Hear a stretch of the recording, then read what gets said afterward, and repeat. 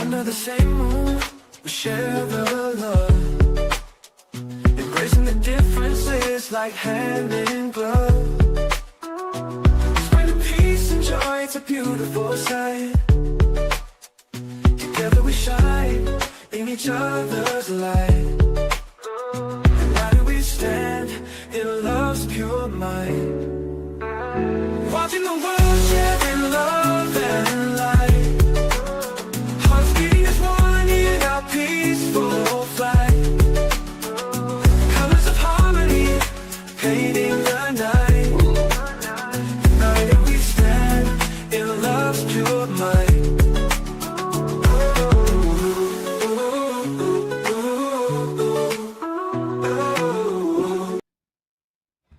Good evening, everyone. Thank you for tuning in to Watching the World. Today, we have quite the show in store.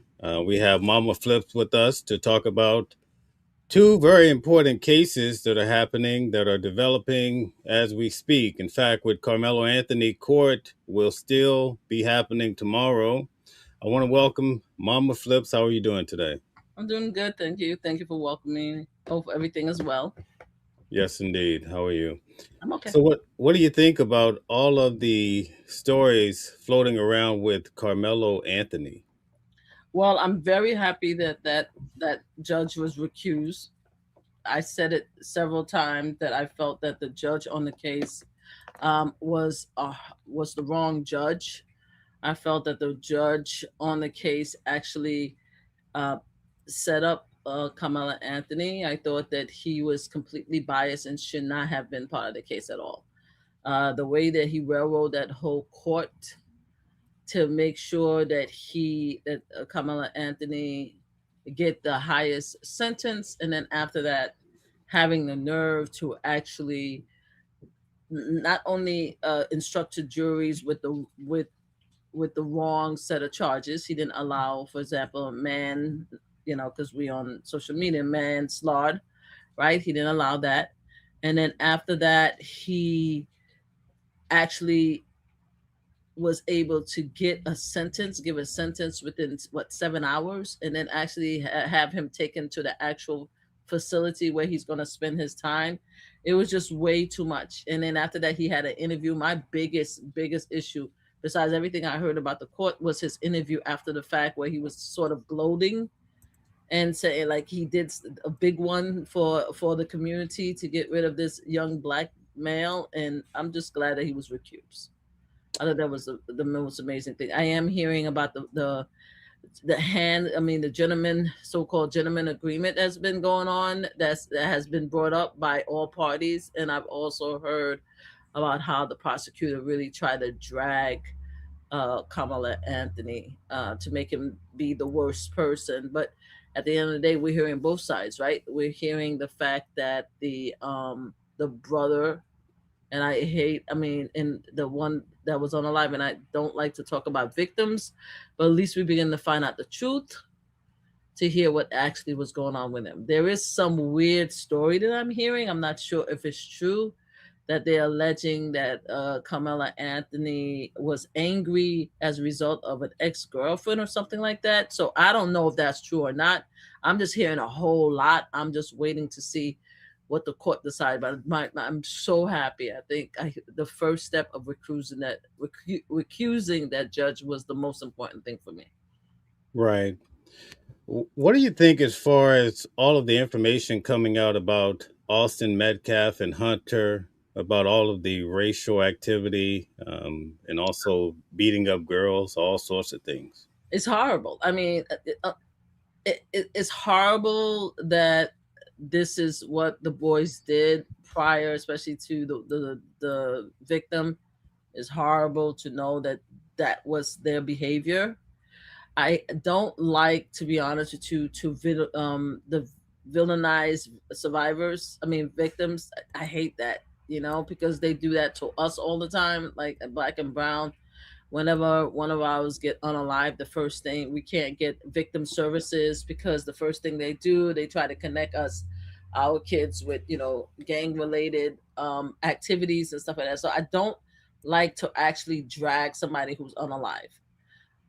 With that said, in this particular case, is very it's very serious to the point that they're throwing away this young man's life in a situation where I believe, unless I see otherwise, was self-defense.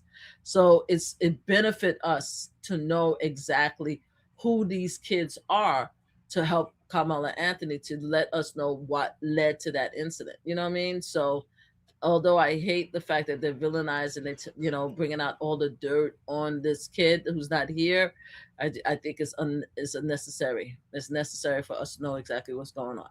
Yeah, I want to share something with you right now in regards to what came out today. Let's check this out. Both prosecutors and the defense in this case presented their case using a motion for a new trial hearing to expose the violent backgrounds of both Anthony and Austin Metcalf. JD Miles has been in the courtroom all day, and he joins us now live with the latest. JD, there is a lot to unpack here.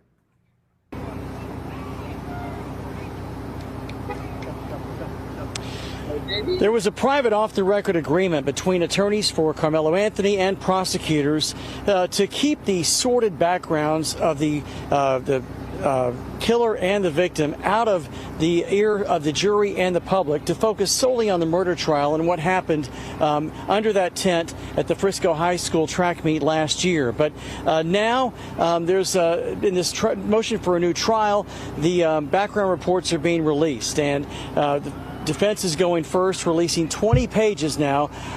20 pages, guys. Hit the like button, share, and subscribe to the channel. Thank you very much. Also, keep hitting the hearts. Mama Flips, tell everyone your channel. Oh, my channel is Mama Flip Slots, MAMASFLIP Slots. I think we need to start tagging me on posts so that people could follow me. I have 2 channels, but the most important is the slot channel. By the way, you see how JD called him a killer? Is that what reporters supposed to do? Is that what we're supposed to do as reporters when reporting a case? Normally we say perpetrator, defendant. You see how he just went into killer, right? I just want to make sure that we're aware of where JD Miles stands as a reporter. Go ahead. All right. Of Austin Metcalf's behavioral history. Carmelo Anthony was dressed in a suit and tie for this morning's hearing, which began with the defense arguing that efforts by the trial judge and prosecutors to combat threats and deal with disruptions actually prevented Anthony from getting an open and fair trial. But bombshell testimony came this afternoon from Anthony's trial attorney, Mike Howard, about Austin Metcalf's background report that was never presented to the jury. CBS News Texas has also learned new details about Austin Metcalf's background. Metcalf and his brother Hunter were once caught spray painting graffiti, including KKK Kill All Blacks and Heil Hitler, along with the N-word, and were sentenced to 12 months of juvenile probation. Records reveal they reportedly told authorities, "We did some dumb stuff. We did some vandalism." There are several documented instances of Austin using racial slurs in school, and in 2023, Austin was accused of bullying a black student in class. In 2018, while still in elementary school, Austin and his brother were accused of bullying and assaulting a female, which led to his arrest. During an argument in 2024 with another female student, Austin allegedly knocked her to the ground and punched her in the stomach. He was also kicked out of a football game and texted someone later, "I was about to beat the expletive out of those kids." At a previous track meet, when another student alerted Austin that someone not on their team, quote, "behind our bench was talking." We're off to a rough start here. What do you think about this? Wow. I mean, wow. Really, Austin? Really? Damn. See, this is why you need a gentleman's deal. You follow? You see That's that? crazy. I mean, I expected a few things. I didn't expect. What? That's crazy. Let's continue here about Austin. Like, may you rest in peace. Like, what? Isn't that brutal? We talking about 2024. That's 2 years ago. What do you do in 2025? My heavens. That's All right. crazy. Let's keep rolling. Talking wild, Austin reportedly replied, "Kill that MF." During the 2023-2024 school year, he received in-school suspension twice. School disciplinary records from April 2022 to May 2024 reveal that Austin reportedly called a teacher the B word and used profanity. He told a school official that he couldn't control it and wasn't aware that it was coming out of his mouth. In 2024, on at least 5 occasions, Austin saw a counselor regarding his anger and rage during a football game. In 2021, he got banned from attending basketball games for a season after yelling profanity at a player. Metcalf also got suspended after he and another student were talking about bringing a gun to school the following day. Well, we understand that prosecutors, meanwhile, they do have a 75-page character dossier on Karmelo Anthony, which they promised to present as well. That document shows that on the morning of the stabbing, Anthony sent out a text saying that he was, quote, low-key on the verge, and that his girlfriend went to their school principal to complain that he had been stalking her because she broke up with him. Of course, we'll keep you posted on all of those developments, and we will continue to follow this hearing very closely. For updates, stay with... Wow. This is a lot to process at one time, right? That's a lot. So did they have a chance to reveal the 75 pages that they have on Karmelo Anthony, or they're just saying that's pending? It's all in the development. In fact, we're gonna have two guests on that are in the main courtroom today, so it should be exciting to get the firsthand information in regards to this case, right? That's insane. That's insane though. Like, wow, that's insane. What with they were threatening to bring a pew pew to school? So what is going to be? They were going to be a shooter? Like, what's happening? That's crazy. Yeah. So now we start to understand, because during the trial, when I attended the original trial, I always wondered why it seemed like we didn't hear anything about the Metcalf boys, pretty much negative. And then even with Karmelo, you just didn't get a chance to hear a lot about his character. You know, most of these cases we cover, like the Alexander brothers, Diddy, Trump, you hear everything. Yep. you hear everything, right? Yes, you do hear everything. In this case, it was just bored. A lot of people said, well, Karmelo Anthony's attorneys, they have their hands tied behind their back. But now we're starting to see they shook hands on a gentleman's deal. I won't tell your business if you don't tell mine. And then this kid still got 35 years, right? Still got 35 years. In fact, yeah, the gentleman's deal was more profitable for the prosecution than Karmelo right from the jump, from Jump Street. I think so. There are some people that are saying that once everything comes out about Karmelo Anthony, he might get more years. But I mean, what, 35 to what, 99? Like, what are we doing? Like, the fact is that most of his life is going to already be over. He stays there for 35 years. We don't know what's going to happen to him, especially if it's proven that it's a self-defense, that he shouldn't be in there in the first place. So I would roll the dice and have the trial done again myself. Yeah. Well, there's a strong possibility that there could be another trial. From what I'm understanding from the attorneys that I'm talking to, this is more about the logistics and the legalities of the trial that I actually attended versus what all of this banter is going back and forth today. Mm. Okay. Right. Well, are you expecting perhaps that he will get a new trial? Well, I don't know. I mean, I would think so, because the judge was recused, and normally in the cases like that, when the judge has done the acts, especially when the fact that the judge did an interview pretty much in the middle of the case, because he didn't give Karmelo Anthony an opportunity to appeal. I believe there's a time frame of 30 days, and if the judge had to wait, because he was always in his privilege, trying to be that face of white justice, Karmelo Anthony, that he played himself. You know, he was so arrogant that he played himself. He felt that he was the law of the town, so nobody could do anything with him. So he went out there and he did an interview, and then by doing the interview, he actually violated Karmelo Anthony rights, because Karmelo Anthony has a right to appeal. So he wasn't even supposed to do that interview, right? So thank you for doing the interview. And the fact that he violated his rights, I think that Karmelo Anthony does deserve a new trial. Here's the thing, though. This kind of reminds me of the Bill Cosby case, right? Okay. The Bill Cosby case, at the end of the day, he was found guilty and he was in jail. He had an appeal. In the appeal, they found out that there was an agreement that Bill Cosby said that he would plead guilty to a case as long as he doesn't go to jail. It was written in an agreement, and that agreement was not released during trial. At the end of the day, the judge had to release him because there was no ramification. There was no ramification to fix the massive error. And the judge had to release Bill Cosby because they already had a pre-deal.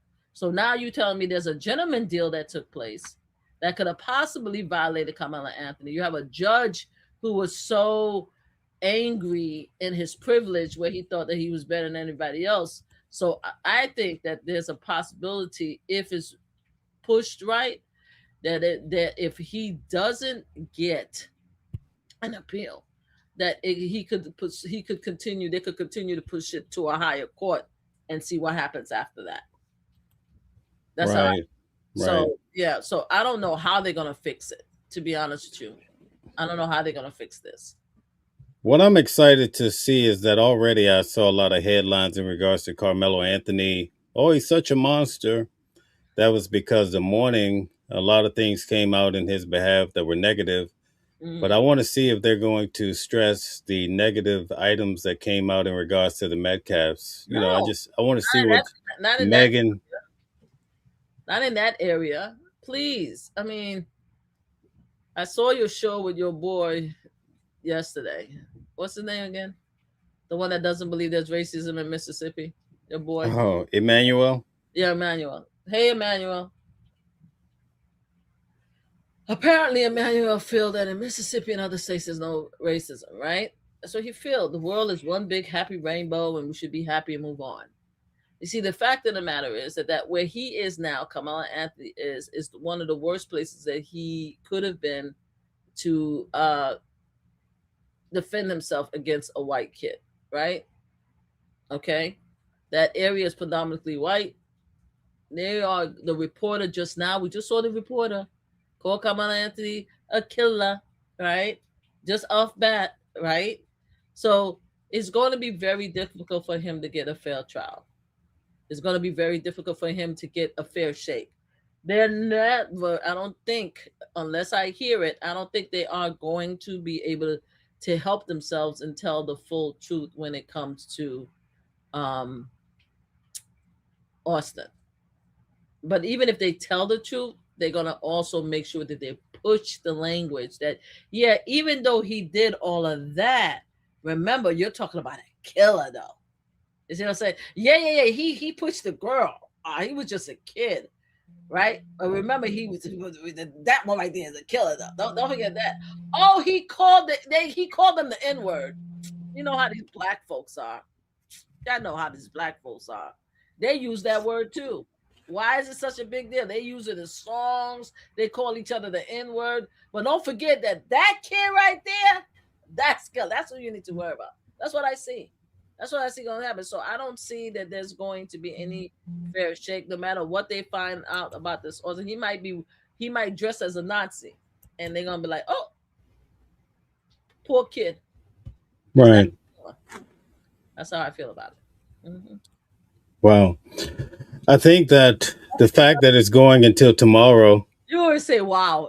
Whenever I say something, you always say, wow. Like, you don't expect me to say the things I will say. You should know me by now to know that I'm going to be saying some stuff. You always say, wow. But go ahead. Well, it's kind of early, so that's why I had to give you a wow.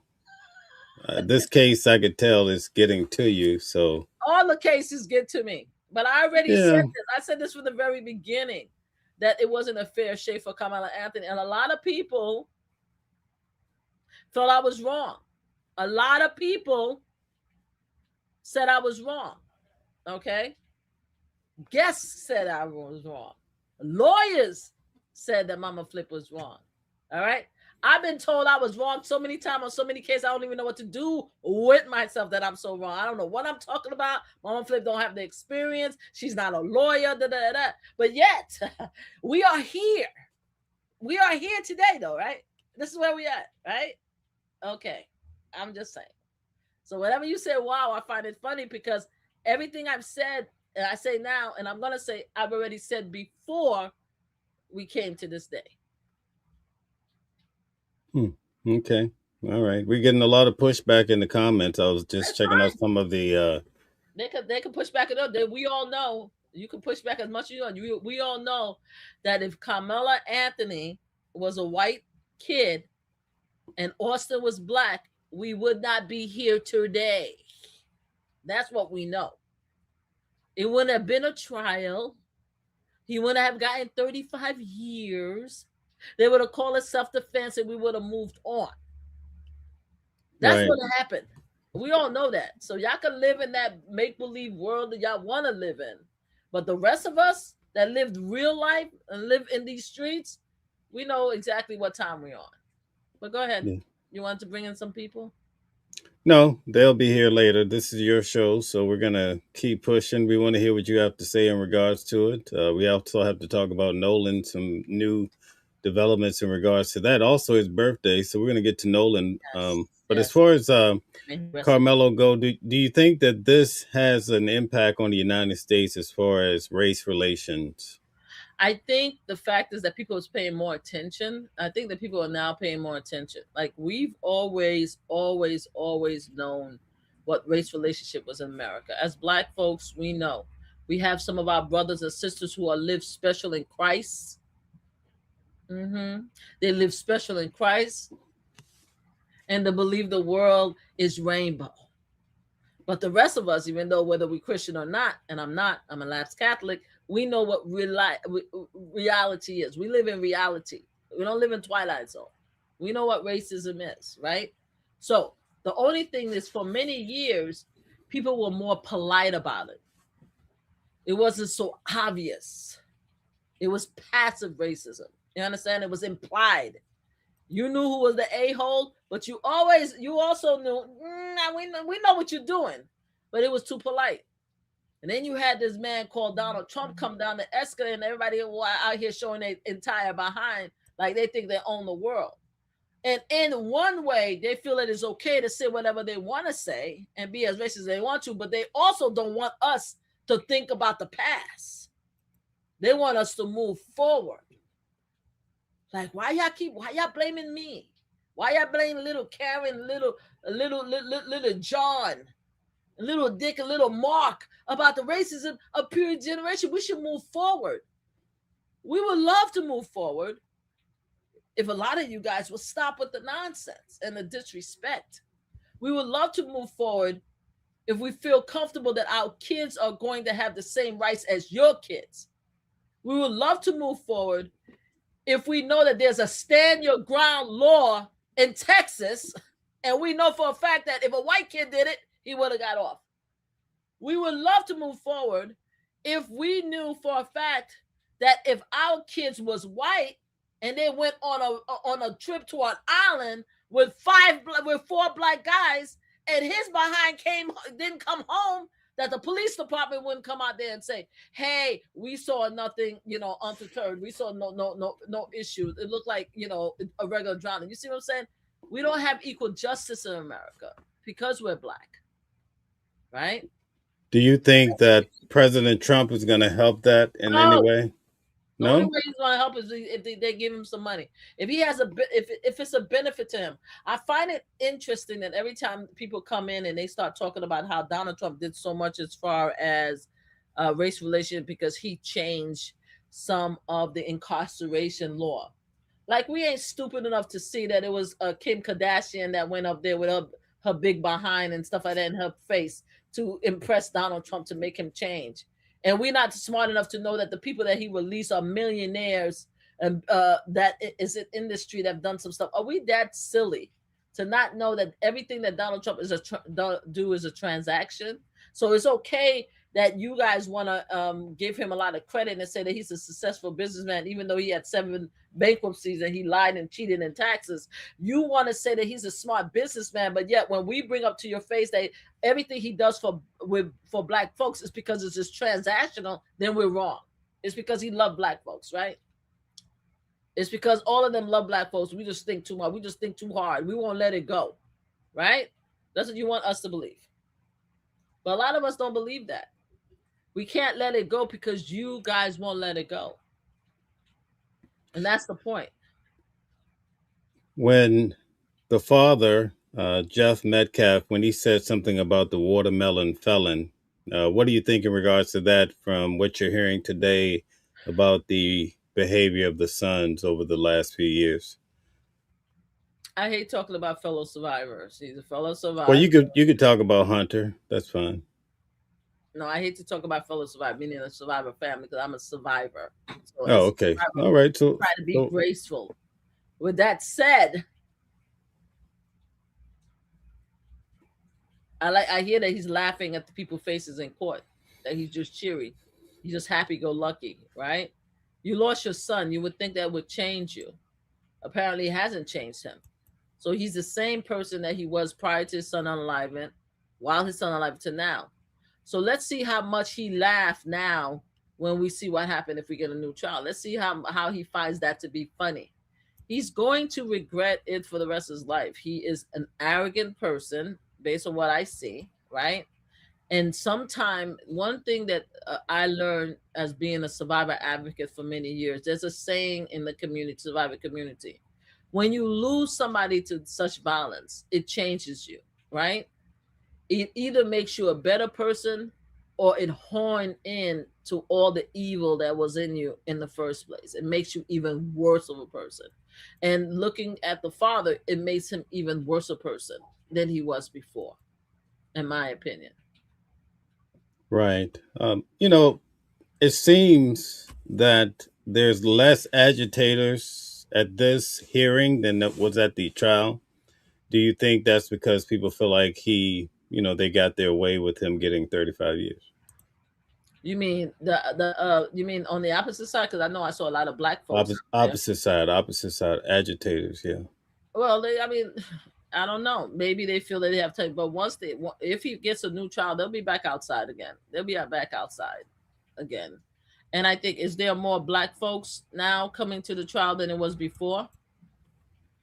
I think it's less people, but there's still, there's mostly black people. If I that's heard the answer to your exactly question. what I'm saying. I heard that the new what group, Black Panther was outside. I Yeah, heard they Black they were Panther. there. They were there I heard, before. and I heard they were there before, and I heard that there's a lot more, and I saw there was a lot more black folks out there. So maybe they decide they don't want to have this fight right now because the case he hasn't gotten a new trial, right? They don't want to have that fight. So what I think, in my opinion, that if he does get a new trial, the same people that's out here now in the appeal, they need to be out here and they need to be out there in bigger forces.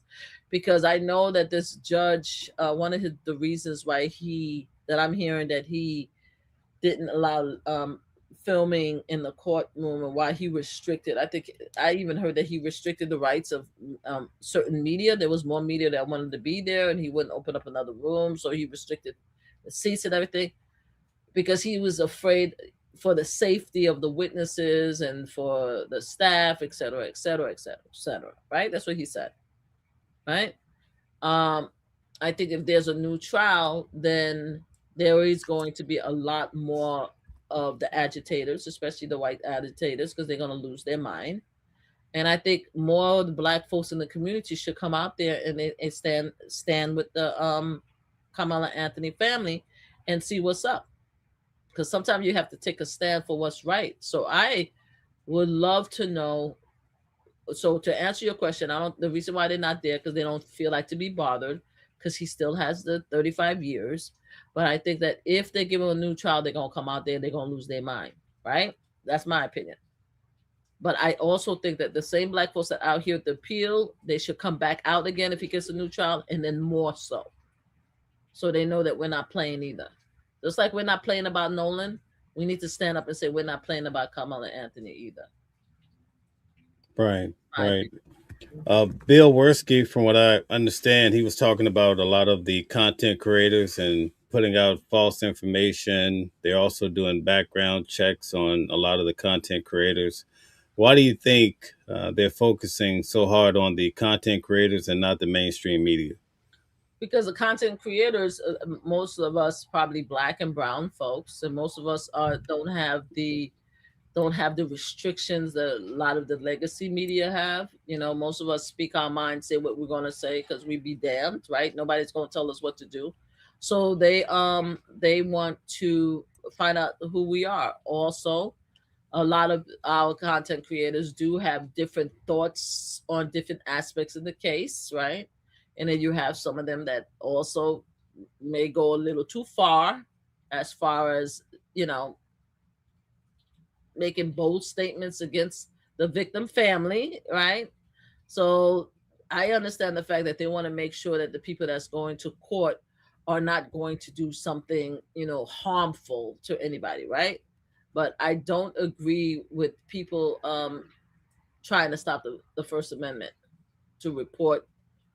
I don't like that. So yeah, I think that the reason why they're doing background check is because they see a lot of black and brown, but also I think they're doing it so they could keep tab of us also, right? Even the ones of us that is not even saying anything, we're just covering the case just to give the story. They want to keep tab to see who says what, because I think eventually what they're going to try to do, and I hope that media stick up to it and sue them, they're going to try to restrict certain people from going to court, right? That's what they did in the Diddy case too. They tried to restrict some people from coming into the courtroom because they felt that they had fights, people were complaining. So I think that's what they're doing. They're trying to identify people and see if they're going to be troublemakers, but I think they're going to push it too far. Right. That's what I feel. And I think that in their mind, black and legacy media have actually a full set of lawyers, right? They have the First Amendment and they have lawyers because they are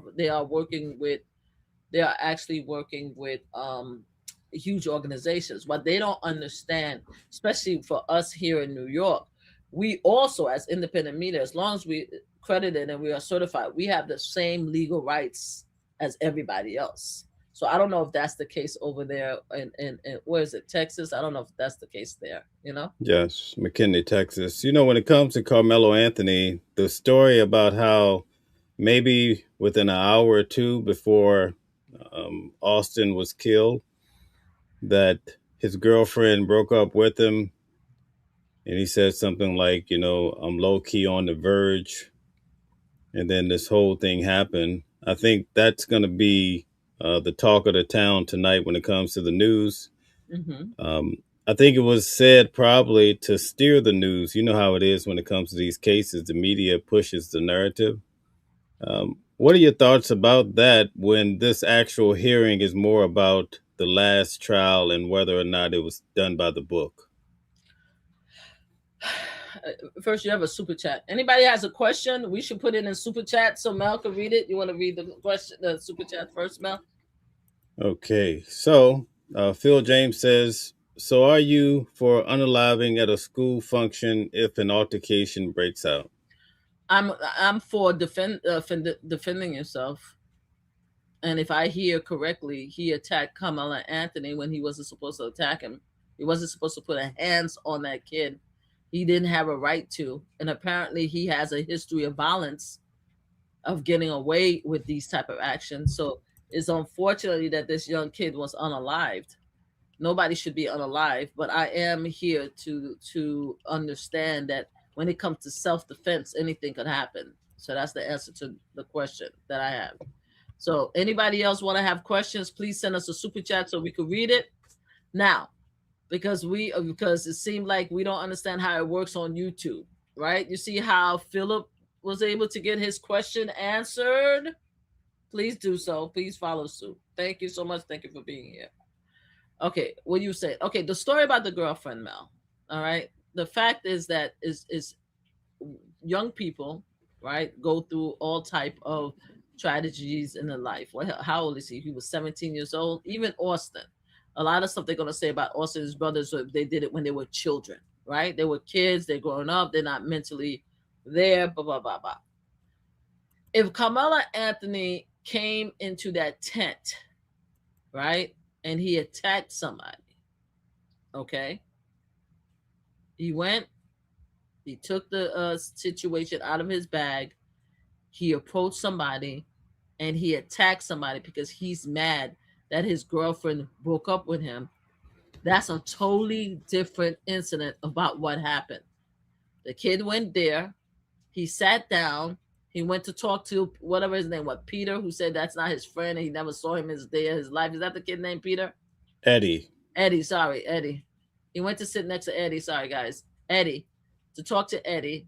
These two kids came in there, didn't like the fact that this young black kid was sitting in under the tent, and they told him to move. He didn't want to move, right? According to my understanding, the testimony, Austin reach for him or try to reach for him. Karmelo said, "Don't touch me." He touched him, took it in out of the bag, and he jerked him. Unfortunately, he lost his life. He didn't have it in his hand when he walked in.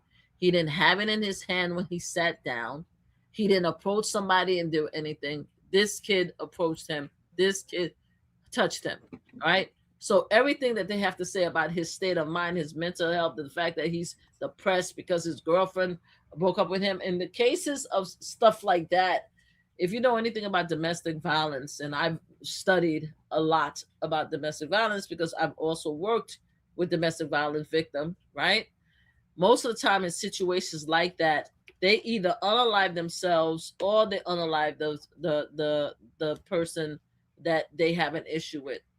It's not very often that in cases like this, they would actually unalive, unless it's a huge event that is planned, someone else.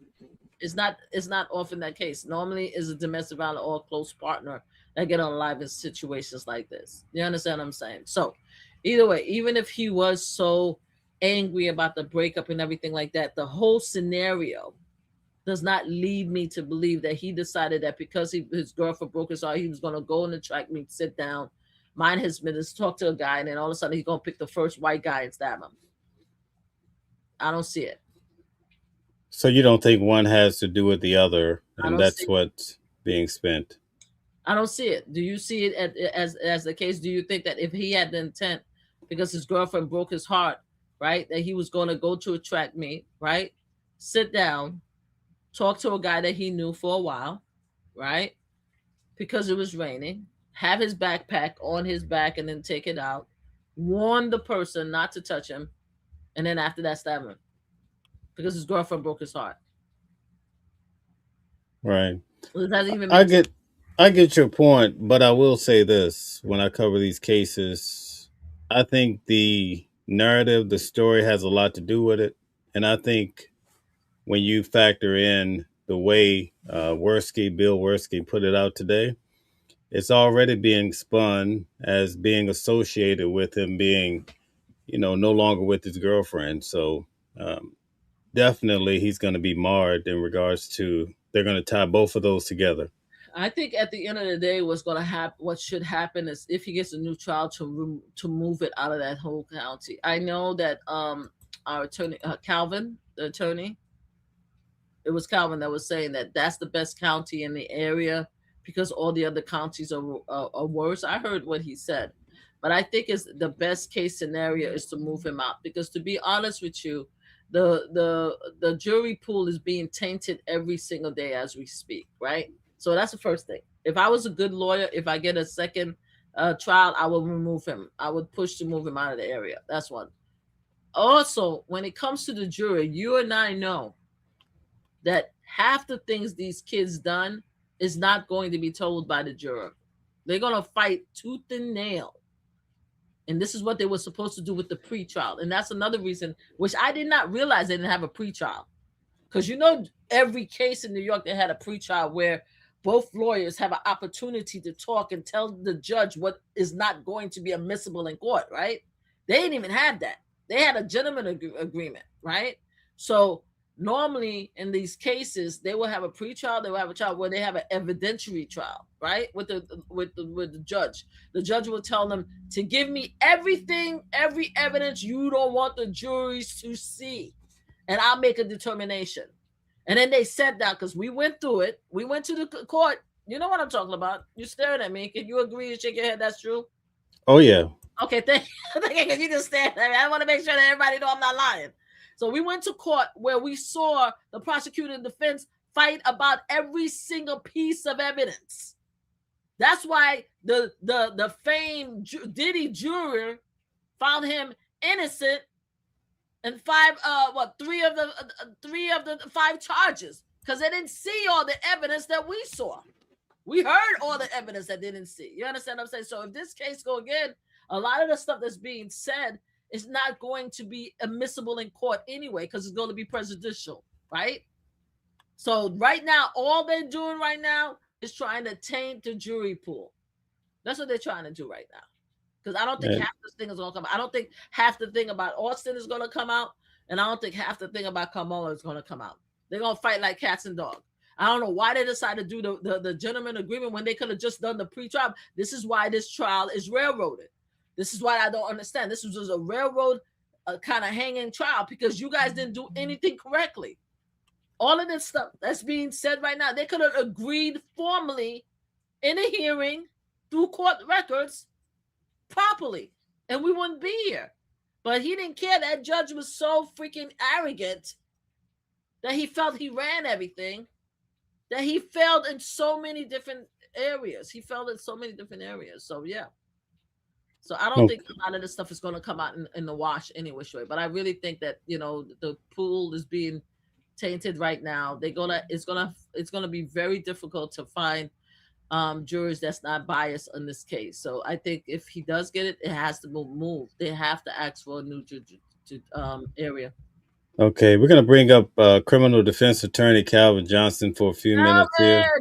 All right, hey dear, Calvin. how you doing? How you doing? You see, I was Good. talking about you. Thank God I ain't say nothing bad because I didn't know you were backstage. Well, that's good. That's good. I got to get this collar right. I'm trying to jump on. Man, got me. I'm trying to jump on real quick. You like that other guy, Emmanuel. I think his name Emmanuel. He had me tripping the other day, boy. I just shake my head. How are you, Mr. Calvin? How are you? I'm doing fine. I'm doing fine. It's just today has been truly something different. Me and Mel were talking off camera, and I was like, all that information had dropped. But I kind of had been alluding to some things that I was concerned about with this young man. I figured that there was some bad stuff in that phone. I figured that there was some bad stuff, probably maybe even in Louisiana where he came from. Now I can speak how I want to speak because Please. I wanted to say this earlier, but I didn't want people to think that I was being anti-Karmelo because, I got to be careful. A lot of people will think I'm against this young man. And I always try to tell people before I'm anything, I'm a black man first.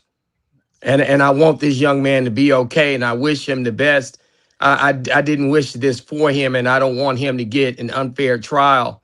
But I was concerned about what was in that phone and what was in some of his history, because to do all of this stuff they were doing, it was just too much. And I just was like, well, wait a minute. And I give you one bigger one, and me and Mel was talking about this earlier. If they had this kind of information about Karmelo Anthony and were willing to do a gentleman's agreement because of that information, I wonder what they have on Austin and his brother. It got for them to even want to do that. No, it got to be nasty. And then they have the nerve. I'm hearing they have the nerve that they acted like. I can't hear you. Oh, you can't hear me? I can't hear y'all. Oh, Okay, can you hear me, Calvin? I'm gonna go back out and come back in. Okay, all right, very good. Sorry about that. I was about to say to Calvin, when he come back, he'll hear us. Can you hear us? No, he's going out and he'll come back in. Go ahead and talk. Tell us your thoughts about what he was saying. No, I was saying the same. I thought the same thing. I'm like, okay, because the prosecutor was like, oh, we were doing them a favor. We're doing them a favor by not saying everything, because we told them, you guys, reason why we had a gentleman agreement is we were doing Karmelo Anthony, defense attorney, a favor, right? Because if we did not do that, Karmelo Anthony would have got more time. Remember, I said that earlier. But I said to myself, oh, what they have on Austin must have been crazy. Because why would they even do that kind of gentleman agreement? It doesn't make sense, especially since they have a judge. Even though I know that you said that you know the judge, Calvin, I still think the judge was the wrong judge for the case. I thought that he used his privilege in order to run the case to railroad Karmelo Anthony. I'm going to stay on that. I don't trust the judge. I didn't like the fact that he did the interview after the fact. I didn't like the judge from the very beginning. That's just me. Okay, so 1 second, guys. I want to bring to the stage somebody that was in the main courtroom. She is a national. She fights crime. Let's welcome Selena Charles to the stage. Hi, everyone. How's everybody doing? Hey, how you doing? Thank you. I'm doing great. Thank you. How are you? I'm doing just fine. Listen, y'all, I'll say this. It's a very tough situation, but like I said, as a defense attorney, For them to make for the state to want to make a gentleman's agreement based on what they had on Carmelo, I just wonder what they got on the other two boys. Because for them to want to do that, because that group of prosecutors will do you no favors. And I had already talked to you about this, Mel. See, there's some conversations that I have because I got to be careful because I'm still in those courts over there. I wouldn't have been making gentleman agreements with nobody. We just would have would have had to just fight it out because I just wouldn't have trusted them doing what they said they were going to do. I just wouldn't have trusted that. We just would have just had to put it out there. As bad as this is, they would have put their bad stuff. They could have put my bad stuff, and we just would have just dealt with it because I wouldn't have wanted to try to do all of that because I would have had to trust folks. And no, I just wouldn't have done that. But with that being said, I wonder what they had on the Metcalf brothers for them to even want to do a gentleman's agreement on this one. And I got some ideas of what they had on the Metcalf brothers. I'm So, gonna tell so, you that. Well, he read. Selena was there. Selena was there. Tell us. Y'all, I'm devastated by today. I'm disgusted and listening to this beautiful queen and this young man. Um, I agree totally with both of y'all. Today, listening to everything they put out about these boys, the Metcalfs, with their history from 2018 up until the day of the event that occurred with the Metcalf boys and Carmelo. These boys were some racist seeds. Mm, These boys, they went out and they painted graffiti. And in that graffiti, they put something on there about Hitler, about the KKK, about killing all black people, about niggers, mm, constantly in almost, I want to say it was close to 40 exhibits. Majority of their words were niggers and killing all black people. They attacked constantly black children. Majority of the emails that were put out on these kids were sent in by instructors that complained about how aggressive these boys were. In one of the exhibits, it talked about how Austin grabbed his mother by the neck, by the throat. It also talked about how he called his dad a nigger.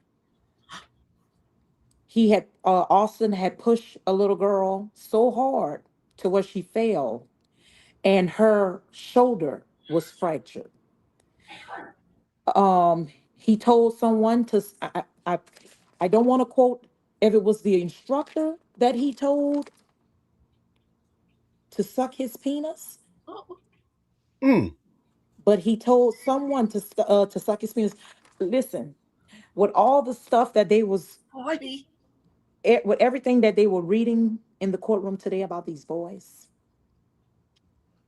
I was so angry because it was a clear picture that they railroaded Carmelo. It was a clear picture that this is why Hunter wasn't in court.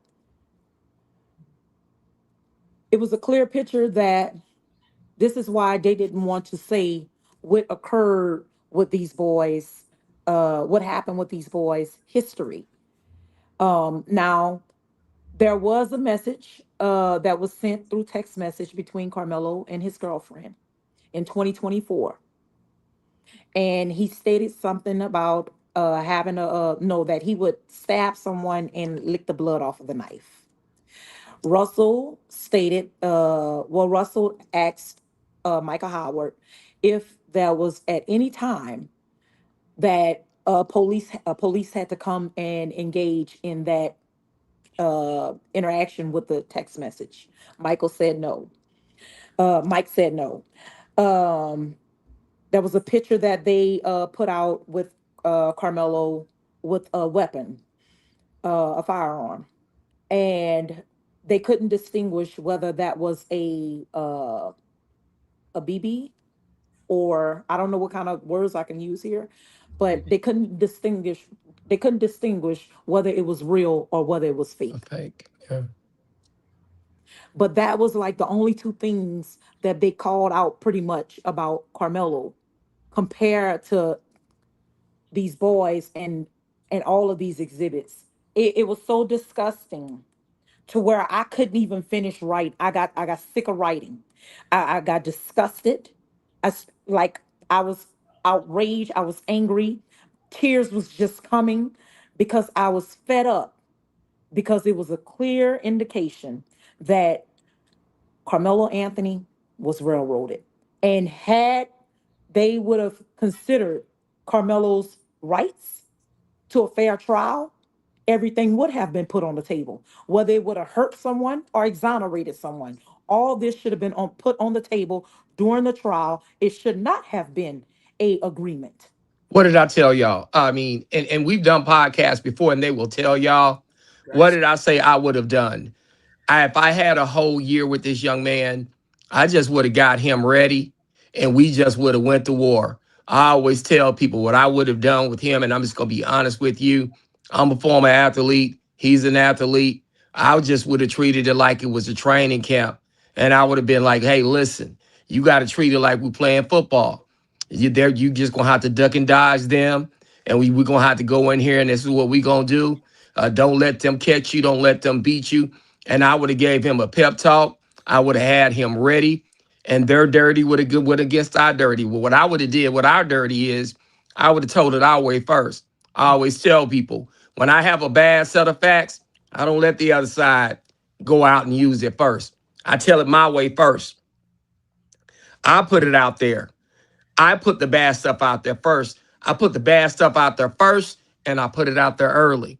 The reason why you put it out there first and you put it out there early is because if you put it out there first and you put it out there early, then you have a whole 2 or 3 or 4 or 5 days that you allow people to process it and sometimes even forget it. Or more importantly, give it less weight because they're further away from it. So what we should have done and what I would have done, I would have taken his worst facts, I'd have put them out there in day one. Matter of fact, I'm gonna be real with you. I'd have leaked it early. I'd have oh, leaked that early. We'd have knocked that out the way. By the time we got to trial, we'd have been dealt with that before. But once again, I told y'all this, and I'm not down in anybody else. I would have managed this completely different. There wouldn't have been a press conference in the beginning. Because, see, doing a case like this, part of it is the legal work. Part of it is managing narratives, managing media, managing timelines, managing information, and when that information comes out, and how that information comes out, and how that information hits. With me, I'd have put our bad information out first. I'd have put it out my way. I would have dealt with it early, and then I would have hit the Metcalfs late. And I would have stayed on all of that bad stuff constantly. That way, the jury in their minds would have been thinking about, hey, this young man was making that decision because he had these kind of guys come at them with that kind of hate and they heart at him. And the next thing you know, it processes a little bit better. I'm not saying that they're going to find him innocent, but if they do find him guilty, they're not going to be like, well, he wasn't that cold hearted with stabbing him. I'm just going to give him 5 years or 10 years or 8 years as opposed to giving him 35. Then it's not so bad for him. But see, that's what you have to do. You needed to humanize him and you needed to get the bad stuff out early and you needed to have the full plate. I would like to have all the tools. Don't take the tools away from me. I'll deal with them. I agree. And I wouldn't have trusted that other side to do anything. I just wouldn't have. And there's various reasons why I wouldn't have trusted the other side. And nothing against them, but whatever you got, you got. Whatever I got, I got. Let's go to war. Wow. So what happened in the afternoon? Was it much different in the morning? Hmm. So, well, this morning they gave their statements. They gave both of their opening statements. Um, they called up the guy name was Jackson? Derek Jackson. Yeah. So you know that Derek Jackson, he was working I think with public relations or something of that nature. And he Right. lost his job because he mistakenly sent, the way they put it out, like he mistakenly sent out a email to Christopher King. and that email shouldn't have been sent to Christopher King. From what I received today, basically, it was only supposed to be sent to certain medias, in which I think was discrimination, because whether you are a CNN or ABC compared to an independent journalist, you are still media. You understand what I'm saying? Yes. So Derek has stated that he had no knowledge that of who Christopher King was. He just happened to copy and paste what he had sent to the prior media, and he ended up sending it to Christopher because he received the email from Christopher of the schedule, and he had no knowledge of it. But he said that he received a call. I can't remember if it was a call or a email, but he received a some kind of communication from his boss, and the boss was very upset with him. So he went in for a meeting, and he said he listened to the boss, and the boss talked about how that information shouldn't have been basically leaked out to the public, basically. Um, and he lost his job. They fired him. Wow. Yes, they fired him. Yes, they did. According, So is I'm it? sorry. I'm so sorry for interrupting you. No, it's okay. I'm not sure if I heard the fact that he was actually reprimanded by the judge also for 6 minutes, and that when after he finished spoke to the judge that they handed him a yellow full envelope and then he was fired. Was it the judge that reamed him or the boss that reamed him? I Which one? I 'Cause you I, know I re- everybody have their own story about what happens. mhm. I remember him saying something about the judge. I would have to look. I gotta look through my notes. This is a lot of notes to look through right now. Oh no, But that's fine. The fact is that he got fired because he did his job. That's pretty much that's what happened, yes, right? He because got he said he had no knowledge of who Christopher King was. He just thought that, this is a news media outlet that's reaching out to him, and all he did was just copy that information and forward it over. But they were so upset with the fact that I guess Christopher King got that information, because today Christopher King, Tiffany Billions, and North Carolina Beats were basically the villains in the room today. Let me share something with y'all. One of the things about being down here in Texas, the racism is not always overt. It's not always in your face. There's a quiet racism that happens that people don't see.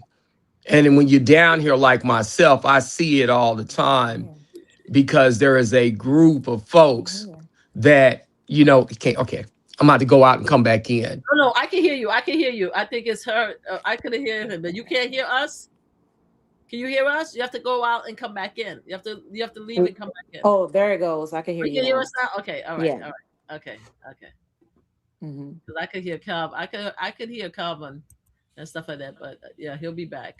But All yeah, right. So continue to tell us about what happened yes, today please. at Yes, court. tell us what else Oh, happened. okay. So they were talking about Christopher King filing I want to say they said something about Christopher King filed a motion. They said that he sent plenty of emails. Um he filed some things into the case. Uh what I kind of received from Christopher, like, this was kind of like some defamation going on. Basically, he was saying that this wasn't true to some things. Um, Go ahead, Calvin. What I was telling you about being down here in Texas, my entire life, I always tell people racism is not always just overt and out in your face. hmm The racism down here can sometimes be very quiet. It can be very, very sneaky because on the surface, you go out to a place sometimes like Collin County, you'll see a lot of black people. You'll see even some black people in places of power. You'll see black clerks. You'll see black people at the courthouse. You'll see black people in certain positions. But best believe there still is a group of folks that when they get by themselves, they still do what they do. And that's the thing about racism sometimes in Texas, especially in some of the suburban areas, because you're going to have to interact with Black people in the Metroplex. The Dallas Metroplex area, people need to understand this. In literally 3 years, we will be the third largest metropolitan area in the United States. We will have more people than Chicago. We will have more people than Houston. The only two areas that will have more people will be New York and Los Angeles. And so when you look at all of the people and you look at it being down here in the South, and you look at Dallas and Houston being huge population centers, basically the third and fourth largest metropolitan areas in the United States that have large African American populations, the racism down here can be kind of tricky because there's large groups of African Americans, which means you have to interact with us. But the racism is kind of quiet, sometimes it's hidden, sometimes it's overt, but there's a lot of quiet, hidden racism. And that's the stuff you got to watch out for when you go into these court systems and when you have situations like this. Because to me, Karmelo Anthony should have had at least on the original team one African American attorney. Because you know what? That brother or that sister's going to go, nah, we're not doing that. Yeah. Because I got to go back to my community and explain that to them. And I'm not going to risk my career, my community, and my family name messing around with y'all like that. Yeah. And see, that's what should have happened. And it didn't happen. I agree. Okay, very good. So, Mama Flips, you have any questions about today? So I thought it was going to be a 2-day trial. I'm hearing that tomorrow is another day. So do we know if at the end of the day they're going to make a decision, or is just the hearing is going to be completed and the judge is going to come back with the decision? Do we know? I don't know how it's going to turn out. It was supposed to end today, and it took a few hours to get through Michael Howard with Carmelo's team and the prosecutor going back and forward. Tomorrow morning, I think we're going to start with Toby Shook being on the stand. I don't know what's going to happen tomorrow, but I know that I'm going to be there and available until it ends, to whatever they conclude, whatever decision they come up with. I wanted to provide a little bit more information. Judge Chitty is going to be, he's over this hearing. Is that correct? Correct. I've dealt with Judge Chitty out in Kaufman County. Matter of fact, I was out there not too long ago. Mm-hmm. And one thing I will tell you, he's very methodical. He's gonna really, really listen to everything. He's gonna go very, very slow about his analysis. Now, I'm gonna tell you, he really does not like to reverse things that have already been done. That's just been my history and watching him. But he will listen to all the arguments, and he will be very, very detailed about going through what every single body says and what every single person did. And he will pay attention to the law in terms of that. But with that being said, I don't know if he's going to grant a new trial. To me, in the past, I think he has kind of erred on the side of leaving things how they are, unless it's something catastrophic. And I'm not saying that this isn't, but he may punt this one over to the appeals court and let them deal with it. But he will listen. And one last thing I always tell people, and Mel, I told Mel this when it started. I was one of the people who, when those Karmelo Anthony people called me, I recommended Russell Wilson, because he's the guy that does our continuing legal educations on appeals, which means he teaches other lawyers how to do appeals. He teaches other lawyers, when we go in every year to update ourselves on the hours, hey, this is what you need to pay attention to on appeals. And he's a good thinker. He's a very upstanding gentleman. He also used to work under my great friend, Craig Watkins, who was the district attorney here in Dallas. He was one of his first assistants when Craig Watkins was in the office, and Craig was the first African American district attorney in Dallas County history.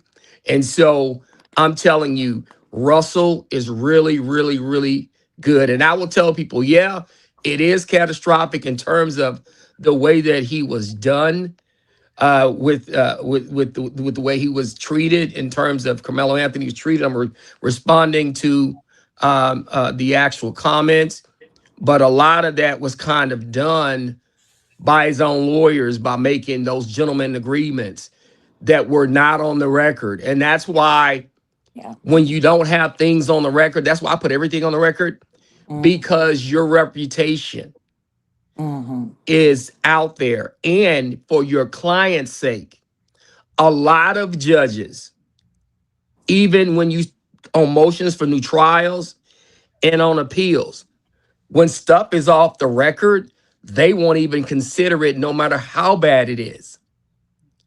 And that's why you got to be very careful about not having things on the record. That's why I'm going to put everything on the record. And that's why I don't do these gentlemen's agreements, because if they go wrong, you don't have any proof Of course. that anybody made any agreements. And so when you have something catastrophic like that, yeah, it's catastrophic, but look what's happening. It wasn't made on the record.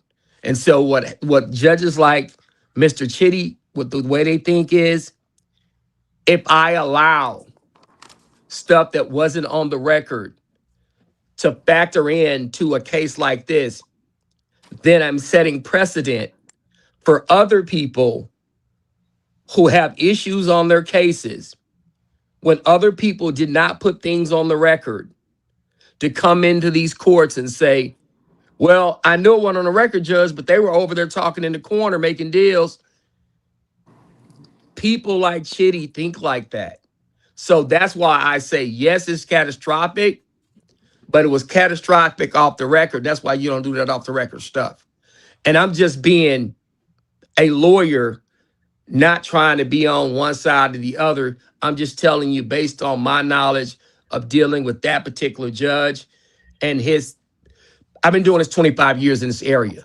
So being in front of that particular judge, knowing how they think, that's just how I'm seeing it. Unfortunately, that's why you don't do this off the record stuff. But we will see. Maybe I'm wrong, but who knows? But if it Okay. was off the record, I'm sorry, Mel. If it was off the record, then why did it come out in court? Why are they not testifying? Why are they talking about it testifying and then in court if it's off the record? They Well, are talking about the gentleman they agreement. definitely are. Considered. They definitely are. And it's great that they're doing it, and I think they should do that. The only reason why I'm having this conversation with everybody is because on one end, it is terrible that off the record agreement, A, was even made, B, it was broken by one side, in my opinion. But the second part of that is, the flip side of that is, I want everybody to be prepared. I think that as a lawyer, I have to tell you, hey, it's wrong that they made it. It's wrong that they broke it. But the flip side of the argument on the other side is, on appeal, you want to discourage people in the future from making off the record agreements. And you also don't want to set the precedent for allowing off the record agreements to create situations where new trials are granted. That's why you don't make those agreements. And so I'm giving y'all both sides. So if he rules in the other direction, he'll rule in that direction because of this. If he rules for Carmelo, he'll rule in Carmelo's direction because of this. But these are the two sets of arguments that are going to be fighting each other. Do you set a new precedent? Do you allow arguments about off the record deals? Do you encourage off the record deals in the future to be part of new trial arguments? Or do you, when you have a gross breaking of an off the record deal and an off the record deal being made in the fashion that was made that is so slanted against the defendant, do we allow that in the future, and that be something to be considered because it's unfair and it really hurts the constitutional rights to a fair trial for that particular defendant. So those are the arguments that are going to be made. And so we'll see how he rules, but pay attention. And I guarantee you that if he rules for Carmelo, it'll be because of these things. If he rules against Carmelo, it'll be because of these things. Okay, Celine, I know you have to be at court early tomorrow morning. I have one final question for you, and And that I is have a question too, okay? okay. All right, so Okay. I'll let you go first. Go ahead. Okay, so this is for Calvin. Um, what about okay, because Russell stated something about the files being held in the judge's chambers. So what about that? How can that go, or what does that look like? Is that That's not even legal? That's not something that should happen. And see, that's why I say people like Russ, he's very, very detailed and organized. Those things should have been filed with the clerks. They shouldn't have been held in the judge's chambers because to me, that's not an open and fair trial. Documents in a public trial should be filed openly with the public clerks. What you don't want to do is you don't want to try a case basically in private. They closed the entire courthouse down. A. They didn't give any overflow courtrooms. B. I said that. I'm an attorney that had cases out there in Collin County. They moved my cases out for 2 or 3 weeks down the road because they didn't want any traffic in that particular courthouse, which means they closed all the other courtrooms in the courthouse and they had no overflow rooms. I said that. I said that earlier. So That were two of the grounds that Russell brought up today. of course. Yeah. And in addition to that, so now you got people, you got that, and now you got the actual documents being held in the judge's chambers that other people don't even have access to. Even the county clerk itself doesn't have access to the documents until everything's over. You should not be doing that. You don't want to set the precedent. Once again, you don't want to set the precedent for doing that. And I always tell people, Russell is really good at finding things that were not done properly. And sometimes it will be the things that people are not even thinking about. Things like that. You do not want somebody like that to be tried in private. To be honest with you, I felt like if not for Mel and not for some of you who went to the trial, I felt like I had no insight into the trial at all. And for something, a trial so big, the general public shouldn't feel that way. Mhm. You have a right to be tried in public. And the reason why you should have a right to be tried in public because you want everybody to see that you had a fair trial. Mhm. If we allow Judge Roach, if we allow Collin County, if we allow the Collin County courts to try cases like this, anytime in the future, when we have a situation like this, they can try a case like this again and get away with it. And we don't want that in America. We don't want that at all. Okay, do have- Selena. So let me ask you this real quick. During the actual trial, the mother of Austin and Hunter, she would often break out crying and outbursts because of the situation, obviously, with her son. Mhm. Was there any of that today when sensitive matters came up? Um, I, I I think there was some points where I'm not gonna say it was the mother, but it was just people in the room as a whole. Um, there was one point where Worski was questioning Howard, but the way he was questioning him was how he was doing it whenever he questioned the boys when we were there. And he was trying to like direct Howard into responding, basically, if you get what I'm saying. Leading. Like, Okay. yes, basically, yes. And Russell, I think the little sharp guy, I think his name is Sean. the other attorney and Justin, they all were like, it got really heated and tense up in there where they were objecting because the judge was allowing Worski to basically give testimony and statement into his question. And Judge Chitty, he said, as Carmelo's team was objecting, he said that no, he said, I want to hear, I want to listen. So he told Howard to go on, and Worski said, "Are you well?" Judge Chitty told Howard, if you're finished, you don't have to respond if you don't want to respond. If you don't know the answer, you don't have to say anything. And it was a very interesting question. I can't remember exactly which question it was, but I know it was interesting. But at the point of after the defense side kept objecting, and then Worski ended up saying, "Are you finished?" And at that point, Howard ended up saying yes. And the people that was sitting behind the family, and basically 75% of the people in there was Carmelo supporters. They all went, that's how they went. But Wow. given the fact that Howard had stopped right there when we were really trying to find out the answer to this question. Wow. Calvin, does Worski take the stand and does he get cross-examined too or no? No.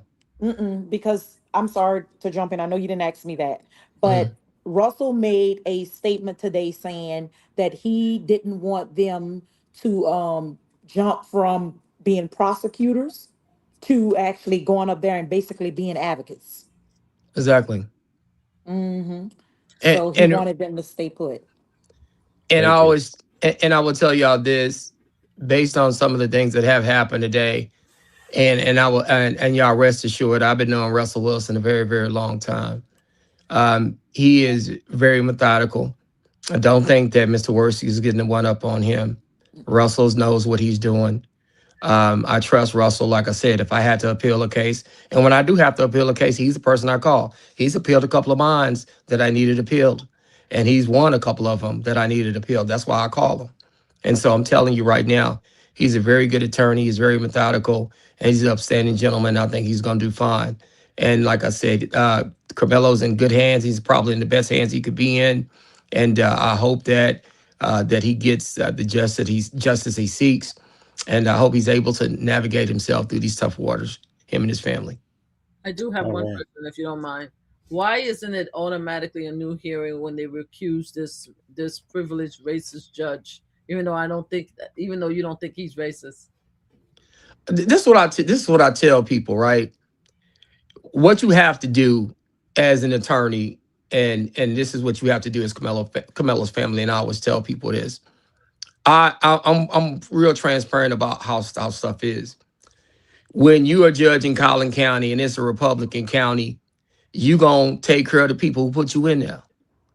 So if I'm hiring an attorney for my son and I gotta fight for my son, I'm gonna get at least somebody that look like my son. I might get one of them, but I'm gonna get somebody that looks like my son to make sure that I got somebody in there advocating for me, because I always tell people we're all human beings and we're gonna see things a certain way.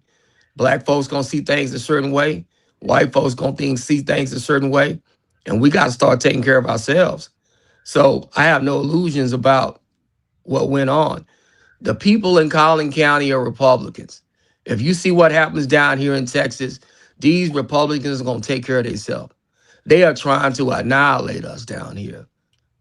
They're trying to take away our seats, and they're not being bashful about it.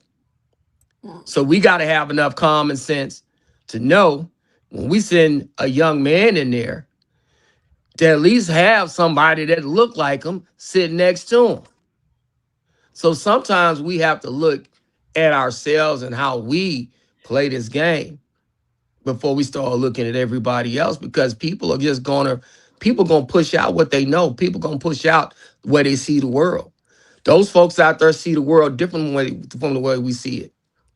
And I'm gonna tell y'all one last thing before we get off here. I have nothing against Collin County, but I live in Dallas County. And I I, live in Dallas County for a reason. And I'm not playing with y'all, and I told y'all that. I hear you, but Go just to ahead, be clear, Selena. hold on. Let, let, I'm so sorry. 1 second. But do you think that him not being him being recused shouldn't be a reason why we get a new trial? Right? You see what I'm saying? The fact that the judge was recused, why shouldn't that be a reason for a new trial? I That's what I I'm I saying. I think it could be a reason for a new trial, and I think the judge made a grave mistake. I wouldn't have came out and made no comments, but when he came out and made those comments, he made comments that were very slanted toward Austin them, and that wasn't very. I don't think that was smart of him to do, and that's not something that any judge should be doing. A judge should be somebody down the middle. You shouldn't be making comments slanted one way or the other. And typically, when something's still on appeal, I wouldn't have been making any comments at all anyway. So I think he made a big mistake there. And I think number one, that's why they were able to get this hearing and get him recused. Number two, that might get him that might get him a new trial. And it very well could get him a new trial because what happens is they're going to accuse you of being biased. In your comments, you showed that you were kind of being biased. You're not supposed to do that. You're supposed to call balls and strikes. And everybody's strike zone is supposed to be the same. And so those making those comments were not smart. Thank you. Thank you so But much. when you know people, but I always tell people, everybody has tendencies. And that particular judge has a tendency to take more control than most other judges take. All of these judges have tendencies, and you got to know them. And he typically will overstep his bounds at times, and he's known to do that. And in this situation, it's probably going to bite him. Thank All right. He Thank you might be very right. much. All right, Selena. I wanted to say that there was kind of like a big change of energy because Worski made the statement, "This is how we do things in Texas." I told y'all. He said that. And it's very shocking that you were saying that because he said it. It came out of his mouth in the courtroom today, Don't and tread on me. everybody was like, everybody was like, you know, like couldn't believe that he said it. He also made a statement that if he had a shroom, he would have popped one today. That's what It he must said. be nice. They're comfortable. They're very comfortable, huh? Mhm. But me and Mel have had some conversations, and I always tell people, hey man, because I'm down here and I deal with prosecutors from all over the state, and you know what I intentionally do? Sometimes I will go to a podunk county that's 2 or 3 or 4 hours away from here. Y'all know why I do that? Why? Because I want to know you never know who you're gonna run into. I go to Smith County down in East Texas, where a lot of my people are from. And I'm telling you, sometimes they'll hand it to you down there. Sometimes I'll go to Parker County.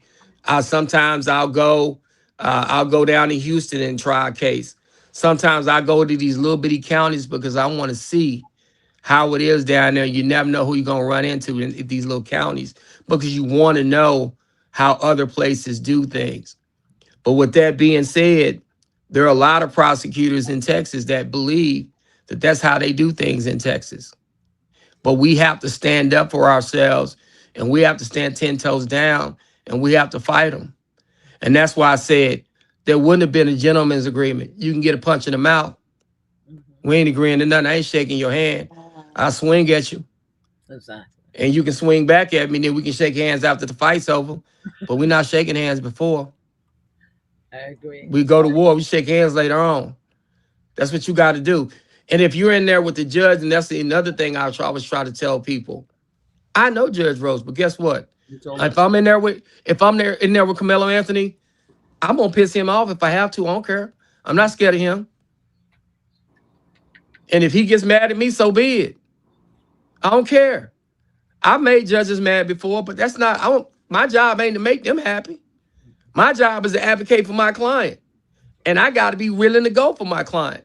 And that's why I always try to tell people, when I was watching that Young Thug trial, when that lawyer said, okay, if you're going to send me to jail, can I be in there with my client?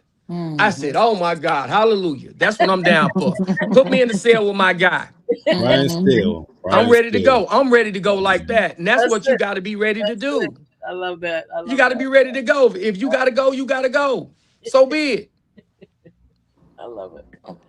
But that's your job. Some lawyers get in there and they'll have a judge that's been sitting on the bench a long time, and you'll act like you're scared of the judge. No, the only thing he can do is hold you in contempt, put you in the hold. I'm from the hood. I've been in a lot worse situations than that. Jail ain't gonna scare me. I probably know some guys in there anyway. I don't care. That matter of fact, you're a defense attorney in there. Hell, they'll probably give you a parade. so, why you're supposed to advocate? You're supposed to stand up for your client's rights. So even if the judge doesn't like you, you still have to go in there and do what you got to do. Even if you make the judge mad, still go in there, do what you got to do. That just is what it is. But some lawyers don't do it like that. Forget the gentleman's agreement. We can have a fist fight right now. We shake hands later on. Exactly. All right. But Very thank you. good. Thank you. Selena, I don't want to keep you too long. I know you got to get up Thank you, early in Mel. the morning. Yes. All Thank, right, y'all. thank, thank you I for was coming number on. 2 this morning. All Yeah, right. we need to do this again, y'all. I enjoyed this panel. I really enjoyed Oh, this panel. thank All you. Yeah. right. Thank I you. Perhaps did. tomorrow we'll have you back on. All right. All Thank right. you. Thank Yes, you. sir. All Thank you right. All very right. much, Y'all sir. have a good Nice to meet night. y'all, ladies. Y'all take care. All right, You too. Calvin. Thank you. Bye-bye. Thank you, Bye-bye. Calvin, for coming on. Thank For you. sure. Selena, All right. bye, Kelvin. Yes. Bye. All right. I love Okay. it. Yeah, I Very was good. hearing that everybody has to get up like 3 o'clock in the morning to get to the courthouse or something like that. I was hearing a lot of. Yeah, I have to get up early. So now we have a next guest who was in the Oh Lord. courtroom today. She's coming You're up. muted. Hey, how are you? Can you Oh hear me? hi. Yeah, but we Sure, can't hear. sure. I Can saw You y'all you. can't hear hear me? us? We can't hear y'all. Can't hear Okay, you. Okay, go come out and come back in. All right. Sorry. do it. All right. So He they're seemed gonna like come back someone was in. coming in because I All saw right. her. I saw her speaking today. All I right. didn't see So Selena. I saw what this did lady talking earlier what today. did you think in regards to what Selena had to say I think it was. about today? I think she had some amazing like firsthand viewpoints on it. I love the fact. I mean, because that's what we always try to do anyway, right? To make sure that people know that we have boots on the ground. We're there. We could see it for ourselves, and we could say it, tell the truth. We don't like to imply anything. We were there. We saw this is what happened, right? Okay. Can I hear you now? Let's see. Can you hear me? We can hear Yeah. you guys. All right. You guys Twins. look We like are. you're ready to go. We Ah, are. Mel, let me show you this. Look hi, at all these twins. notes. You see how thick this is? All these notes that we took. And Yes. notes. Oh, both. We get double notes. Yeah. All right. So let's go. You guys tell us everything you want to. Okay, so from the start, Mel, from day one.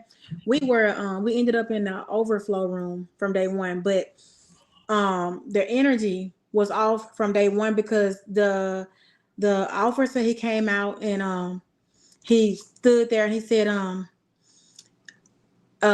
electronic devices, phones, Apple watches, that's not allowed. And we're not gonna hold it for you. So we suggest you may want to take it to your car, unless you want to trash them. Just like that. Yeah. I said, first of all, the delivery was so unprofessional because you could have said, "Good morning, ladies and gentlemen. We do not allow cell phone devices or any kind of electronic devices in the courtroom. We're not allowed to hold them for you.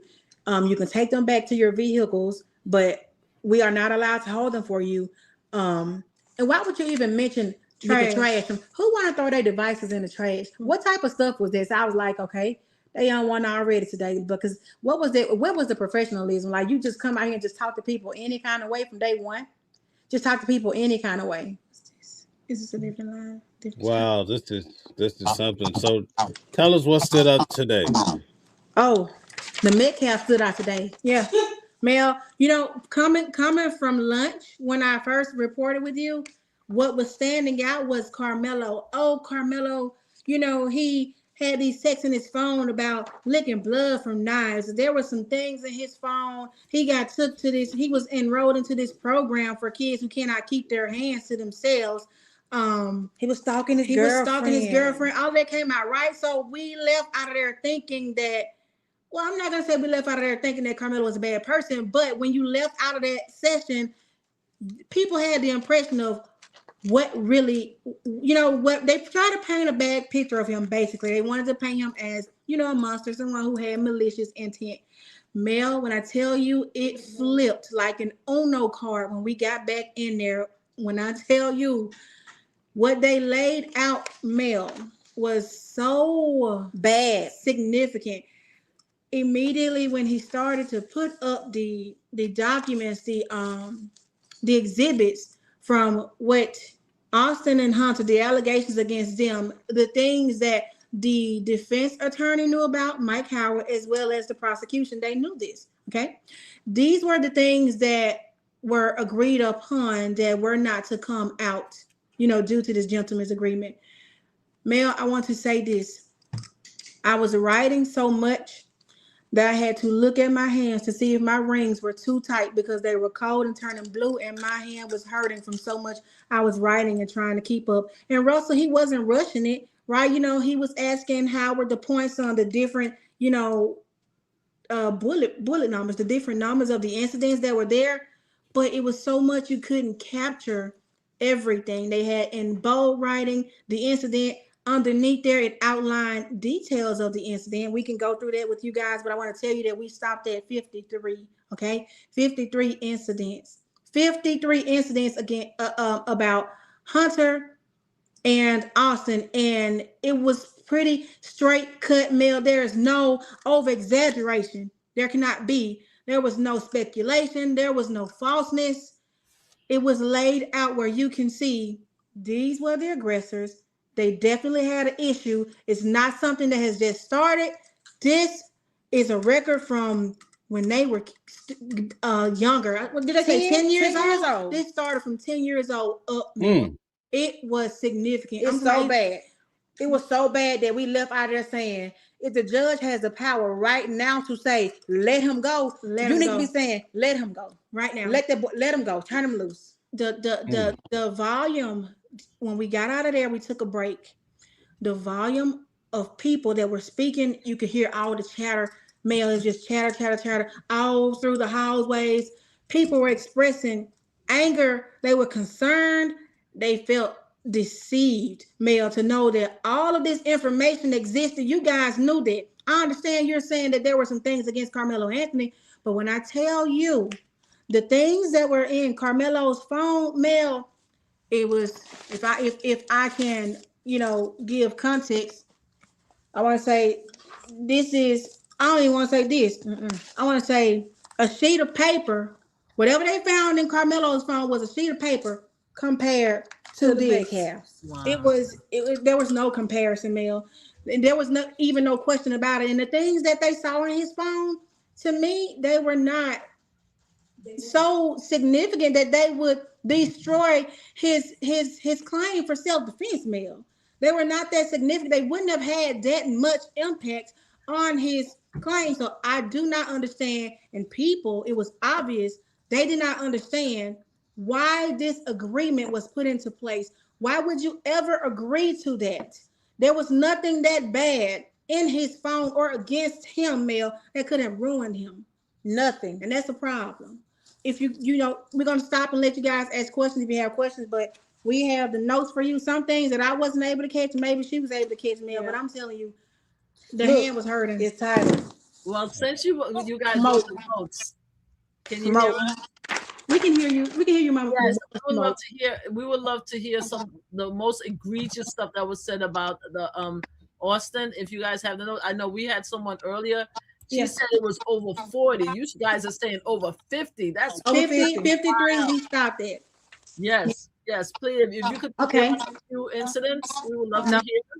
Number one was there's body cam that supports this body cam video, but this is the graffiti, the racist graffiti. Austin said there was a graffiti that said KKK kill all blacks. Where is it? Kill all blacks. Hell. Give me 1 minute. I wrote it down. Hold on. Let me find it for you. That's Here why. it is. KKK, kill all black people, hail Hitler, and can I say the N word? Go ahead. Yeah, go ahead. And nigger, graffiti. So both Austin and Hunter, and another young man spray painted this. So when it came to who did what part, Austin said that he said KKK kill all blacks.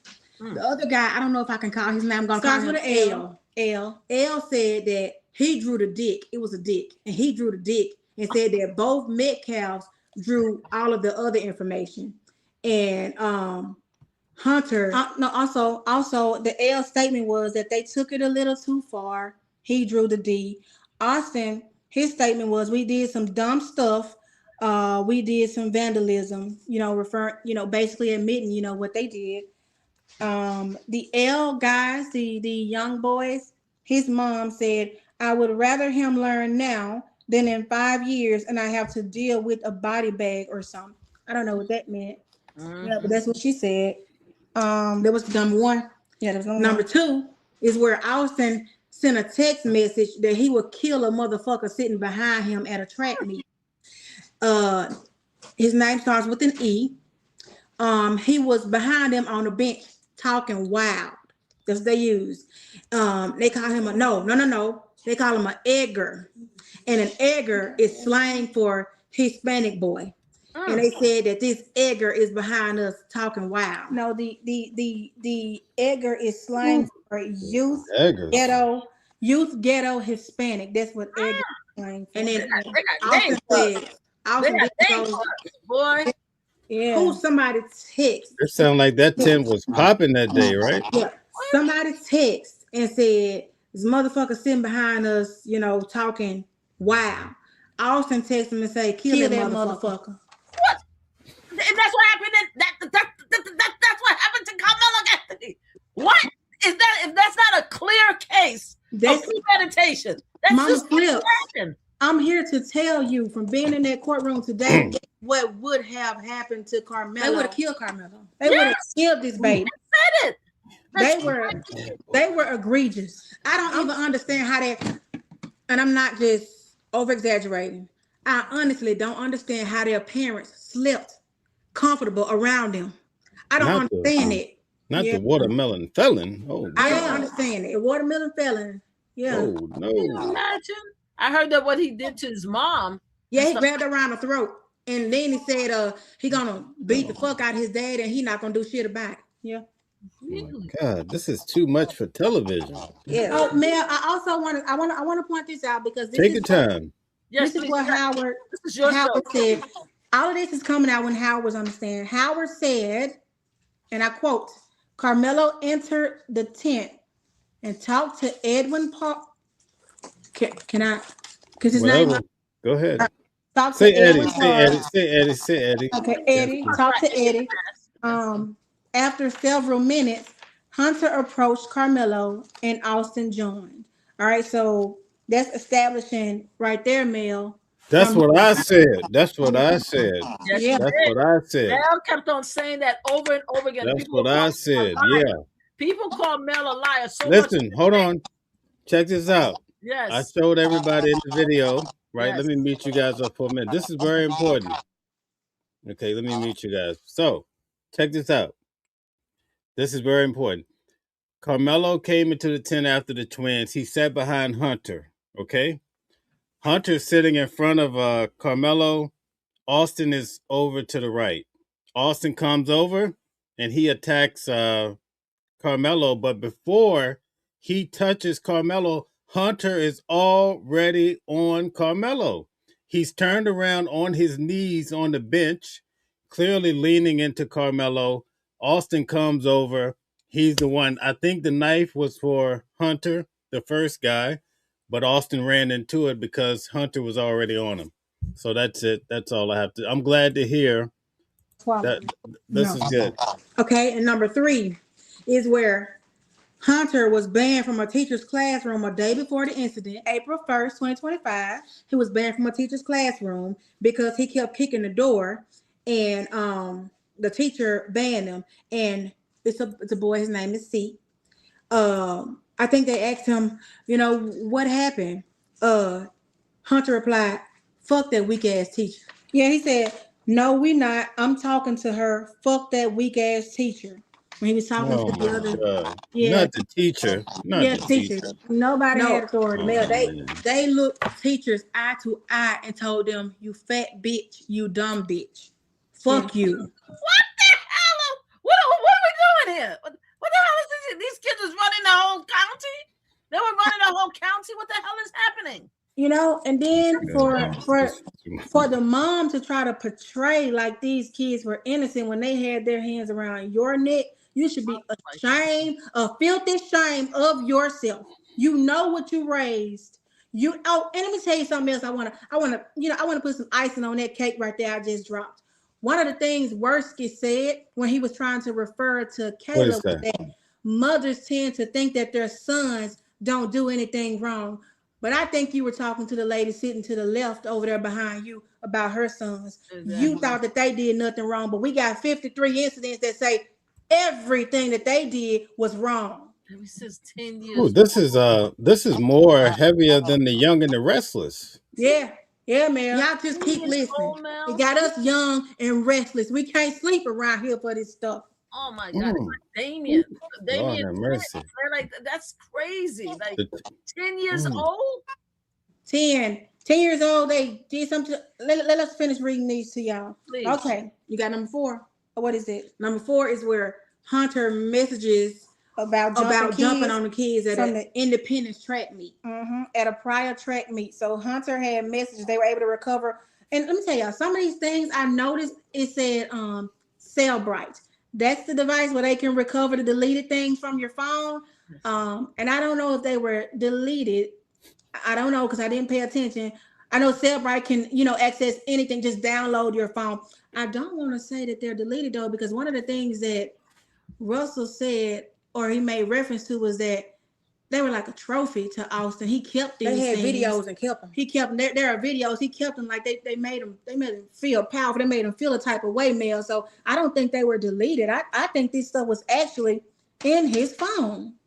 It was in his phone. Yeah, it was in his phone. God. One of the things that Worski said though, when he said to Howard, when Howard was on the stand, was that the character evidence or character testimony or whatever would never come into his case. It would never come into his case, in his opinion. So you never had any intention on letting it come in anyway. I don't understand why. Just because he's deceased does not mean that he did not commit anything wrong or even lead up to his own death, Mel. Okay? If it was, I'm gonna tell you something. If it wasn't him, it was gonna be Karmelo. Yeah. Definitely. It was gonna be Karmelo. It was going to be Karmelo. Okay, so hold on. I got some more notes on number 4. Number 4, at this same instance, they say these shitty Indian kids, they call them these shitty indie kids talking, and said, "Let's jump them." Someone said record it, and Hunter said, I got it. Yeah. Every black and brown, huh? Every black and brown got something. Yeah. They don't like those. They don't like those at all. None of them. They didn't say shitty, did they? Yeah, they said shitty. They said shitty, Mel. I was trying to write down everything as I saw it. There's another note I put here. Austin and other shot put throwers got in trouble March 22nd with coaches. They were told they would not be going to the district meet to turn in their things. The district meet was the meet of 4/2/2025. So, instead of people cradling these kids and excusing their behavior, whatever they did, well, I think this is when they left the track meet earlier. So they weren't as dedicated as they try to make it put. Like they were so concerned about the tent that day. Oh, this is our property. Nobody should be here. Apparently you weren't that concerned because you left the track meet when your team players needed you the most. If the coaches had stuck to their penalty and not allowed them to be there, then Austin would probably be here. I don't know for how much more longer, because when I tell you that behavior of his, he was only a number. It was only a number of days. I'm telling you, it was only a number of days. But he would have been here if they had stuck to the discipline. Stop cradling them. Stop giving them a pillow to, place down when they bump their head. Let them learn the hard way. Let them learn the hard way. But instead, you excuse their behavior, which Austin said to one of the girls before when he did something in class. I have notes of that, but he told the girl his coach wasn't going to do anything because he was a starter for varsity. He said that. Yeah. Really? Yeah. He's not here anymore.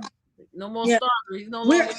you guys, we are only at number 6. We're only at number 6. Number 6. Austin, this was a note that they made. They found this will be helpful for the case. Austin followed several fight accounts on social media. You want to guess how many number of accounts that had nothing to do with fights and only fights? Guess how many number of these accounts Austin followed? 50. 50? 50 or more? What you say, Mel? 50. You mean regular that didn't? And I'd say 10. Fighting accounts alone. Fighting accounts. I would say about 50 or more. I'd say 75. 75? 300. Damn. Fight accounts, 300. Damn. I didn't even know there were 300 fight accounts. Me either, Mama Flips. What are you really interested in? That speaks a lot about you. These boys out of line, boy. We follow things that grasp our attention, but my goodness, they grasp your attention that much that over 300? Over 300. You have time to even been watching all of those stuff. Yes. Go ahead, ladies. Go ahead. It's like an obsession. That's what it is to me. If you ask me, in my opinion, it seems like an obsession. And I actually have something, I'm going to go through these notes, but I'm going to say something that's going to put that into context why I say it's like an obsession. I'm going to bring you back to it. Okay, another point. 2 months prior to the incident, this was February 3rd, 2025, Austin used the N-word and said, fuck Edwin Parra. And Hunter said, we have 2 words you're going to punt. Yeah. I notated right here, Mel, that the judge is focused on the documents containing the offense. So let me say this real quick. Right? Something's going on with your mic. It's okay. I have to mute them. We always have this problem. So listen, I'm gonna have to show you guys the video, right? But before Austin goes over to run to Karmelo, you can actually see a guy on the left-hand side. He runs over, grabs a guy, and body slams him on the left side. I'm going to argue that that's Eddie and another guy's attacking him. And we're going to hear that in this trial too. So go back and watch the video. I'm going to actually show you guys before Austin goes at Karmelo, someone goes from the left, grabs a boy and slams him, and you'll see him on top of him to the left of the screen. I haven't revealed it until you guys said that, but I think Eddie was getting his butt beat too, and he didn't want to say it. But anyway, I'm going to show you later on in the show. Keep going. Sorry. What you got, number 7? At this point, I notated that the judge was very focused on the documents containing offenses from Metcalf. So he was honed in, Mel. He was reading it. We couldn't, write it all, but he was reading it all. I'm telling you, he was focused. And I think, he absorbed that. I really do think that he took that in, and not with a grain of salt. I think that he took that into consideration. And then number 7, April 1st, 2025, Austin used the N-word in Snapchat group chats. What? Man. Yeah, and then I want to say this because I notated this point right here. The file being kept old school, was under Mike Howard's impression that it would not be I want to say filed and published. I want to say, electronically, it wouldn't be added there. They were so concerned about the threats and the high profile nature of this case. They decided they were going to do it old school, right? So with some of the things that Howard, took to the judge's chambers to have filed, he said because it was considered to be old school, he never proceeded to check and see if they were actually being filed and stamped. I wrote that note right there, Mel. Yeah. Right. Judge. Okay, so I want to pause for just one quick second, guys. I'm just going to mute you real quick. This would take less than a minute or two. All right, I want to show you. What did I just do with it? Give me 1 second. I want to pull this up really quick. Okay, here we go. So check this out. I want to show you real quick here. It doesn't have sound, but check this out. Okay, this has to come down. All right, here we go. Okay, here we go. All right, so check out this video real quick. I want to show you what I'm talking about. So this is the tent. Okay, well, this actually starts with the fight. I'm going to show you. Basically, you have Hunter. So right here in the tent, you have Hunter, and you also have Karmelo sitting behind him. This is Austin. This is his being right here. Okay. So watch this. Austin goes over. He pushes Karmelo head. You see Karmelo head right here. Comes down. It comes back up. Okay. He's getting stabbed or whatever it is right here. You can see him kind of, you see when a person takes the hit to the belly, you can just see him wincing, right? Now check this out. Now you see Austin falling backwards. Now you're going to see right here. Let's see. Yeah. Right here. Watch when Karmelo runs to the top of the tent. Watch this. Remember, I told you Karmelo's sitting behind him, right? Look at this. Karmelo now appears in the gray top at the top of the tent. Look, that's Karmelo. He has the gray hood on top of his head. You can actually see it. Now you see Hunter standing here because he's sitting in front of Karmelo, like I've been telling people for a very long time. But look, watch this right here. I'm going to back it up. I'm bringing Karmelo back down. Watch you see Hunter swing at Karmelo. Look at this right here. You see him miss right here? Watch this swing at Karmelo. This is Hunter. This Austin is now over. He's over here out the way. Look at this. You see the swing? Look, you see that? You see the arm? See that swing? His whole body. He swings, and then Karmelo appears at the very top. You see that? Turn it sideways.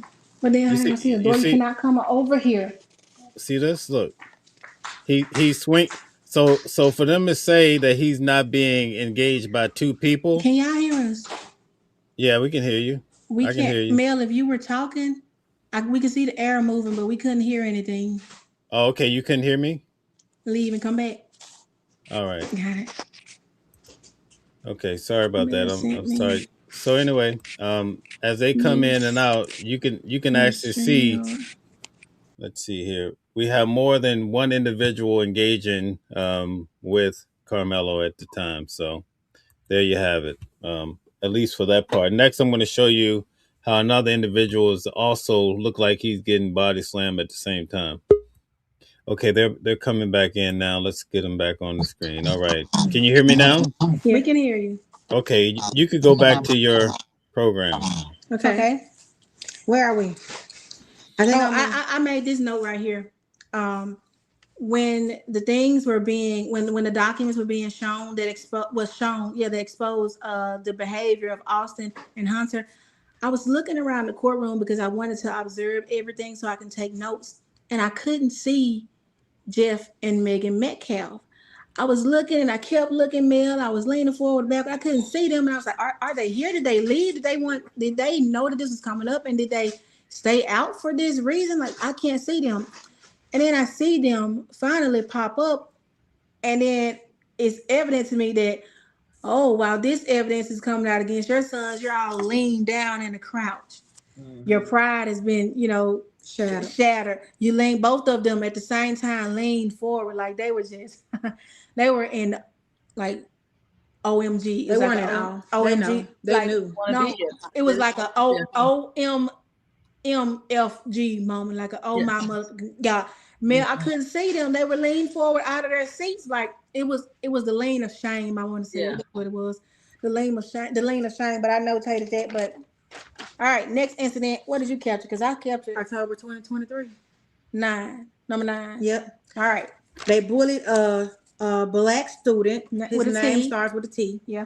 They bullied a black student in class using racial slurs. Mm-hmm. The teacher sent an email that the football players were using the N-word, calling another student a black ass hoe, and Brad that the coaches would do nothing because he was a He was a starter on varsity. The kid got picked on a lot in class by other football players. All right.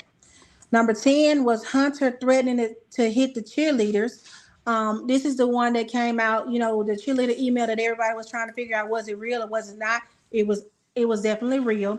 Not the cheerleaders. Yeah, the cheerleaders called her a fat What? bitch In and Raising told her his Cane. hands were bisexual. You know, in our era, bisexual means, you know, I like them both. Well, I'll take them both, or you know, both. Both are our preference. Both are our preference. The bisexual P, right? Yeah, like we don't discriminate, male or female. Jesus. These hands are bisexual. Like they'll get you both, basically. Wait. You guys talking about the Metcalf boys? Not the Metcalf boys. They're gonna grab it. They don't care what. Lord, the Metcalf boys, and let me tell you, the DNA. I know they're twins. You know, well, we have the same DNA. I don't know if they were identical or not, but when I tell you it was like a split, like there is no one was worse than the other. There was no one worse than the other. They were in competition. Yeah, with each other. Like who the baddest of us both? Who's the baddest? I'm sorry, Omen. Oh my gosh. They were definitely a replica. What you see with this one, you're gonna get with this one. And they tried to, you know, I find it crazy because in the previous trial, Mel, only the aggressive or some of the information about Austin being the aggressor came out. Nobody mentioned anything about Hunter. Hunter wasn't in it. Yeah, he wasn't involved. He was the innocent. Hunter was on interview. This kid and my brother, like he can't talk, but he was suspended from school for 7 years in a row. Wait a minute, no, 7 years. Stop. 7 years in a row from 2015 to 2022. This boy had been suspended from school 7 years in a row. Yeah. This is terrible. Terrible. I'm telling you, Mel. They have an education? Do they know how to read? That's crazy. The teacher, let me tell you, you know, I don't know if they know how to read or not, because Austin at some point was trying to explain something to his dad, and his dad couldn't understand him, and Austin got mad because his dad couldn't understand him. He called his dad the N-word. His dad told him that he needed to go take, him and Hunter needed to take their medication for their ADHD. And that's when he got mad and told his dad, just, you know, the N-word. Said something with the N-word. Yeah. Who was actually explaining all this in court? So Howard. Yeah, Howard was giving all the context to it. Russell had it up on the screen. He was asking him about the incidents, you know, asking to give some, you know, context to it, what was going on here.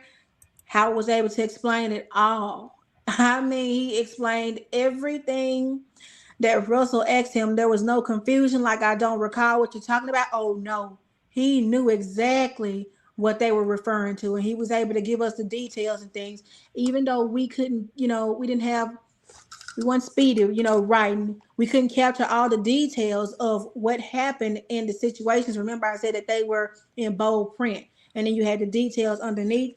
But Howard definitely knew what was going on. He was able to. This sounds like the movie Menace to Society. It's worse than Menace to Society. Yeah, it's worse. It's worse. much. And not most kids are like that. Like this. I think, Mel, this is Menace. Not like that. Yeah, this is Menace to Society times 2. I guess you know. Just evilness. Yeah. You have kids who misbehave and stuff like that, but they don't be it's not sexual assault in combination with racism, in combination with hate, a combination of Heil Hitler. It's a combination. What the hell is that? That's Menace Society is not that. You talk about these are white supremacist hate group kids. That's what they are. They're like little Nazis. That's exactly what we're talking about right now. Yes. That's not seriously. normal kids. Normal kids don't do all of that. Right. They have a recording where they got this little black friend and they recording themselves chasing her around, telling him, "Get back here, you little black Jew," or something like that. I got that note up in here too. Crazy. A black Jew. Wow. Yeah. So listen, I know you guys have to get up early in the morning. I love this, but I go to court. You know, I go to court. I know what this means. So but I want to have you guys come back on. I want you to get your rest and all that too. So I know you probably haven't eaten or whatever. So we'll have you back on tomorrow. But if you want to just, you know, conclude in any way you want to, I don't want to keep you up too late. Yeah, what I want to say about this mail is that I understand that there, may be a procedure in place for them to determine, if Karmelo had a fair trial, if he deserves, another trial. And after what was exposed today, after what was published today and made apparent to the public that was not available before, it is clear that Karmelo never received a fair trial. He never received a fair trial, Mel. And even, even though they said that the agreement was put into place, to try and conceal some things or just focus on what happened under the tent, I feel like any reasonable judge, I don't care where you're from, looking at the facts that are placed before you, that were placed before you today, and that will continue to be placed before you, it is evident that if this case had been tried with that evidence, Mel, with all of those allegations and things, if that had been tried without those attorneys coming to some BS agreement about, this gentleman's deal, Karmelo could have and possibly would have. There is no could have and would have. Karmelo would be free. He would be. He would be free. It was looking at this stuff that was put out today was life or death. You did not see Austin and Hunter just taunting people. You have them encouraging other people, kill that motherfucker. Do you understand, Mel? From people just talking, people can't even use their First Amendment right and speak. You know what kids do? Just joke around, or you have so much hatred in you. It's so embedded so deeply that you want to kill that motherfucker. Mel, it was life or death.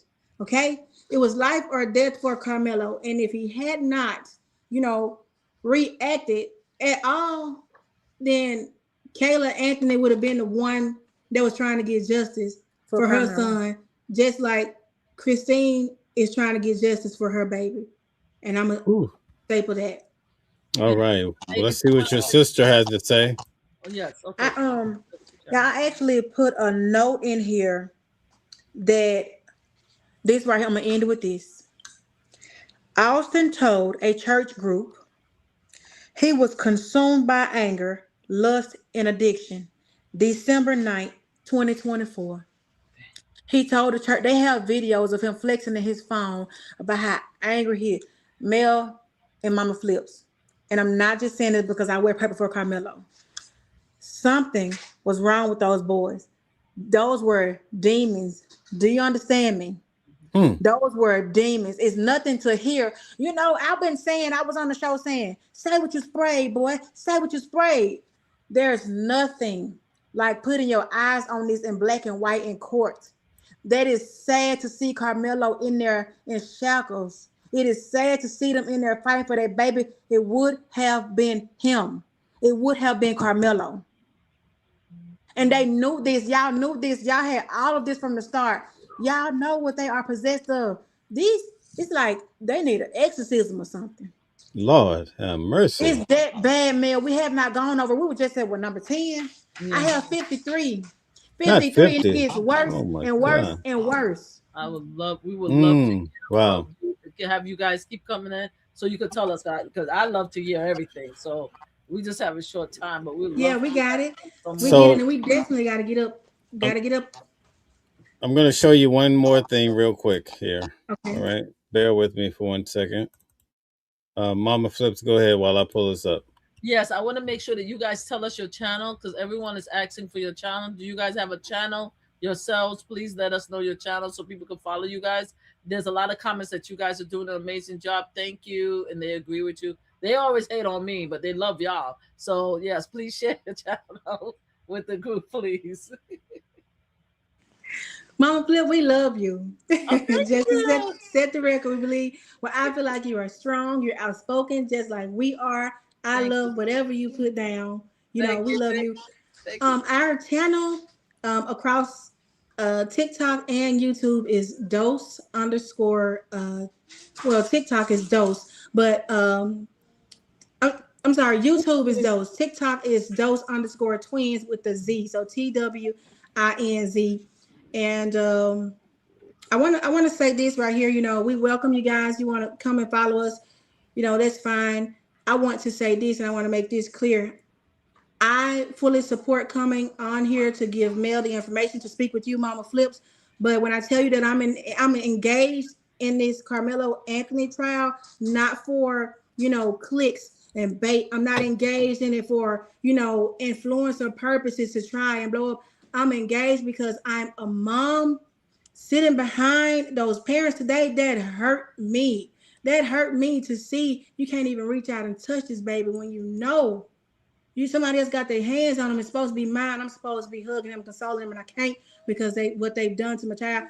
That hurts. So I see a lot of people in this, and I'm paying attention. They're in it for different reasons. I'm in it because my heart is pure. I'm invested. Right is right and wrong is wrong. Again, we welcome anybody that wants to follow us. We're just two down to earth women, young women. Y'all can support us where y'all can. Again, our TikTok is dose_twins with the Z. And our YouTube is what you see here on the screen. It's dose. But I don't see Okay, your name. very good. So, Sorry, Mel, I don't see their name. You're supposed to see it on the screen. When you say dose, can you spell dose as DOS? Yeah, like uno dose, like two. Okay. all right. So, I want to show you guys really quickly here what I'm talking about. Okay, so I want to show you that before we're going to see the part here where Austin goes and he attacks Karmelo. You can't make it out in this video when Hunter's turned around. He's also he's bearing down on Karmelo too. And because of the gentleman's deal, that's probably why we don't hear about him being jumped, right? So check this out. I want to show you this here. So now you see Austin here. He's standing here in the middle. Okay. You see this right here to the left? Watch this. There's a boy that looks like he grabs someone and slams them right here. You see where my cursor is? Watch when I go back. Watch this. And Eddie is sitting right beside Karmelo. Check this out right here. Boom, right there. You see this? A lot of people don't pick up on that. But this boy comes from the left, and he's engaging with a guy over here to the left. Can you guys hear me? So when you get a chance, go back and check this out. You see the boy? You see that? Now he's bearing down. If you look at it carefully, see this? There's all this activity. See, a lot of people thought that was Karmelo being body slammed, but Karmelo is still sitting here. You can still see his head, and Austin attacks him.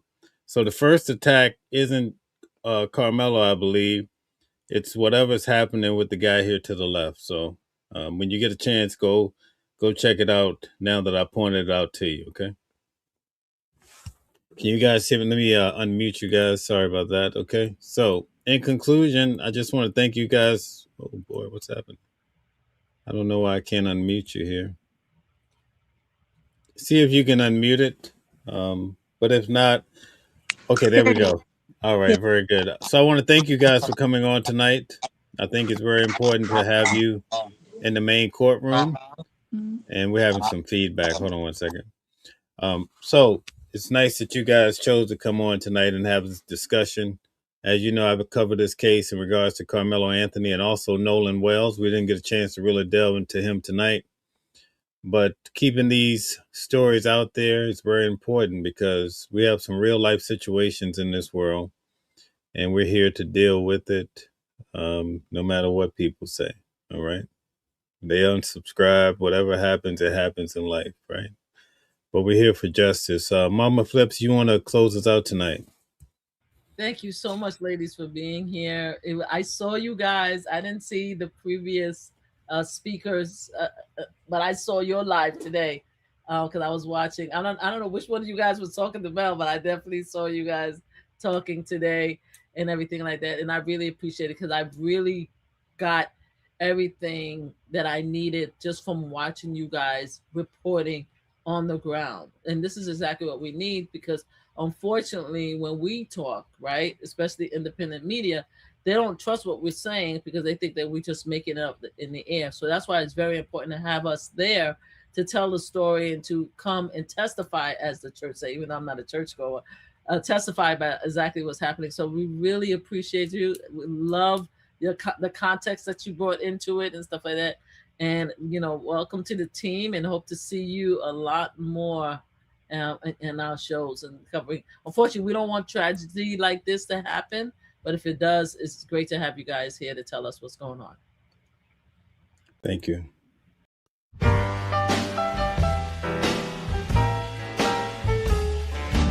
Watching from the window as the rain begins to fall. Different streets, but we're walking through it all. You carry your story and I carry mine, but the weight feels the same when we stand in line. And I know we don't look the same, but I hear you calling my name, standing together, watching the world go round, standing together, we won't let it tear us down. Your hands know a language mine never learned, but the fire inside us both still burns. Different colors painted on the same old sky. Every shade is beautiful if you just look twice. And I know we don't sound the same, but I feel you calling my name, standing together, watching the world go round, standing together, we won't let it tear us down, standing together, our differences keep us strong, standing together, this is where we belong. Nobody said it would be easy to see through another man's eyes, but the love that we keep building is worth every compromise. Standing together, watching the world go round. Standing together, we won't let it tear us down. Standing together, our differences keep us